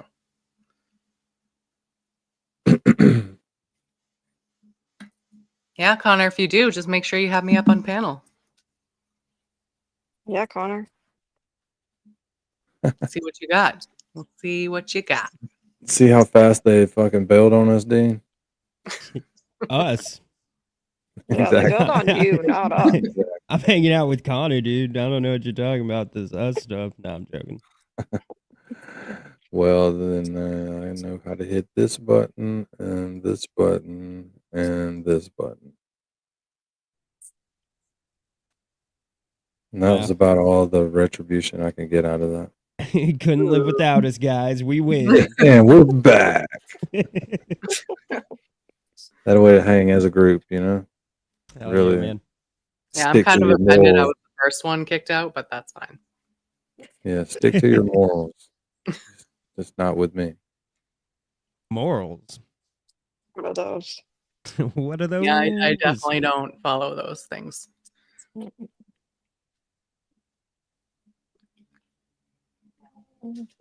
Sorry, Yeah, I'm so rude. that conversation earlier, I feel like got a little heated. But Oh. like, I'm still not sold either way. Yeah, man. I think that these people be lying. And I think we owe it to the process to hear the defenses, to hear the whole story before we make any judgments. Yeah. Yeah, I'm curious because the way that this dude is questioning, they're clearly like not telling the truth about something, right? Yeah, like it's too clean, you know? Mm. Like and they're very leading. I feel like the directs are pretty leading, you know, without being like obvious, so that you can like object, but like they're definitely like kind of telling them where to go. Yeah. You know, and the Small Seagal's got that swagger that Mary B just really likes, and Yeah, I know. you know, if Mary B signs off on it, I'm willing to give him a chance. Yeah, he's winning me over. He uses that horse and mane shampoo, the mane and tail. Yeah, he must. Yeah, he does. What are you talking about? It's sponsored by it, probably. Well, I still need Got to a see little that dabble of it in his not ring. in the messy bun, because I want to see how long it is. I bet you do. Yeah, I was gonna say that. I did not mean to do that. He needs to take I it want out to see into a how nice long it hair is. clip. Mary B. 2025.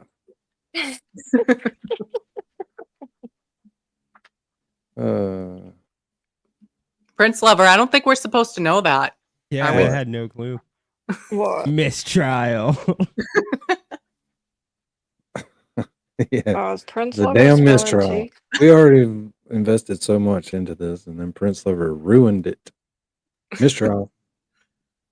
Prince Lover and Cheryl are doing outside and what do you call it? Investigation. Oh, so they can't be on the jury then. What are they doing? So Broken Baker's watching this in real time every day. And I only know that from scanning YouTube, not from watching it, because that would be super boring. This is boring enough. You get a little small cigar every now and then, but watching this all day in real time, no thanks. Yeah, it's okay, Cheryl. No one's really following them anyway. And now I'm kind of interested in it though, so can't stop now. Yeah, I'm into it too. And then we'll I get bet you Kohberger are. after. I bet you are. You're trying to get data out of it. We're I just need to having to watch stop. this for Mary B now. We have the Walsh case coming up too. Yeah. What's that one about? Anna Walsh and her husband. Proctor was the investigator. Yeah, Proctor. I think it was Proctor, Tully, and Bukaki. I think it was all three of them. But her husband killed her. But it's at Norfolk Superior. And they're trying to throw away, I think the defense lawyer tried to throw away all the Celebrate evidence. Right. They filed a motion for that. Yeah. Well, people said it was wrong. Yeah, no, you can't count on any of that stuff anymore, right? Well, luckily they did a real investigation with this one. Crazy how that works. It's weird.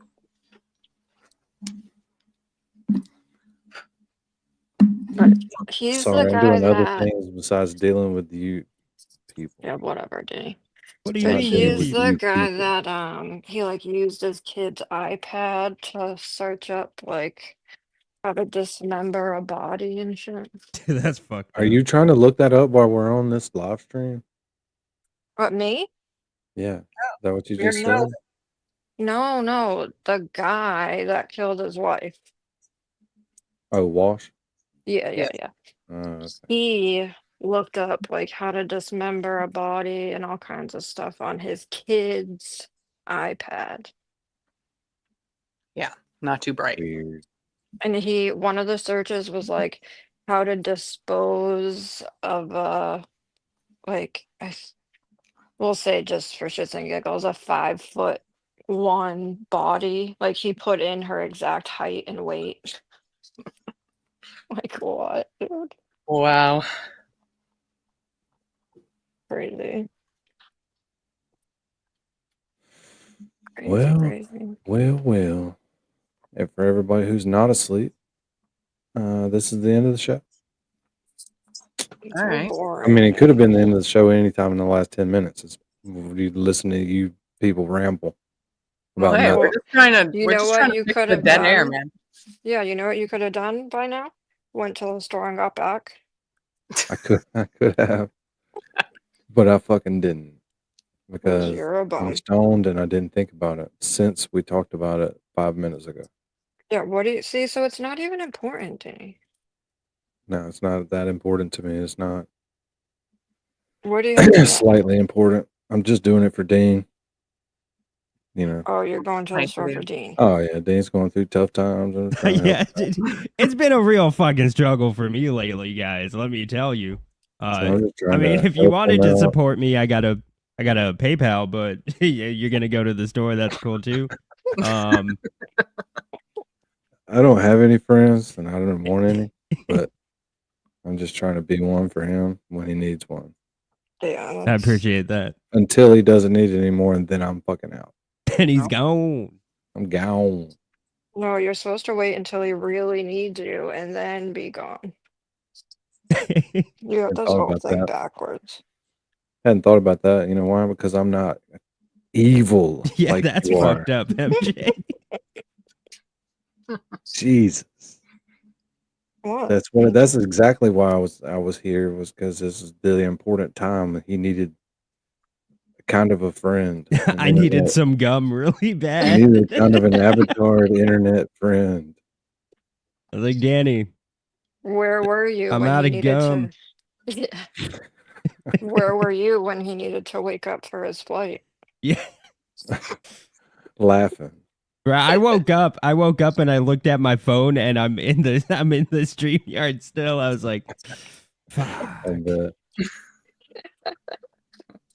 I should have just left you going, left the StreamYard going. It's Right. just, you just hear Oh, me yeah. snoring for 12 hours or some shit. Yeah. In honor of Connor hanging out with us this long, because I know it was not easy. It's never easy. It's never easy. We'll do this one more time. You cannot pick that doll. No, no. Can I pick that doll? You can No. Pick that doll. No. Pick that doll. You cannot pick that doll. No, no. Can I pick that doll? You can Can I pick that doll? No. Can I pick that doll? I love how she just gets louder. I know, it's hilarious. The last one cracks me up every time. Every time. You know what else cracks me up? What? What?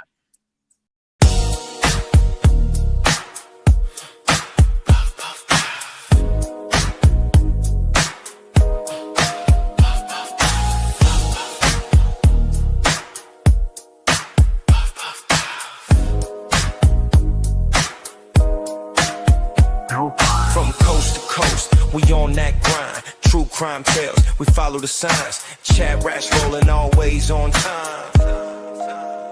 We dive in deep into every case, from alibis to that suspect's face. Gobble drops and the stakes get high. We light it up, truth never dies. Global crew, all eyes on the stream. Investigations run like a dream. Popping facts with that midnight spark. Solving crimes even in the dark. We got theories and we got files. We got timelines stretching miles. Clicking links, checking the stats. Say it loud. We the chat reference. Let the story unfold from the first 911 to the courtroom code. Running down leads, we don't relax. Light it up, we got the facts. Puff pass, bring the justice through. From the crime scene sketch to the interview. Together we vibe in every chat. Watch us work, we the chat rats.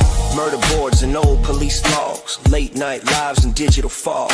We question the lies, breaking it down. Flashlight minds in a sleepy town. Whispers turn to witness names. Motive, weapon, unravel the games. With every puff, a clue gets clear. Truth hits harder than smoke in the air. Follow the thread where it led. One more clue, what they said. Puff pass, let the story unfold. From the first 911 to the courtroom code. Running down leads, we don't relax. Light it up, we got the facts. Puff pass, bring the justice through. From the crime scene sketch to the interview. Together we vibe in every chat. Watch us work, we the chat. Chat rats, light it, pass it, the journey goes on from the crime to the court. Dusk till dawn, truth seekers under digital hats, solving mysteries.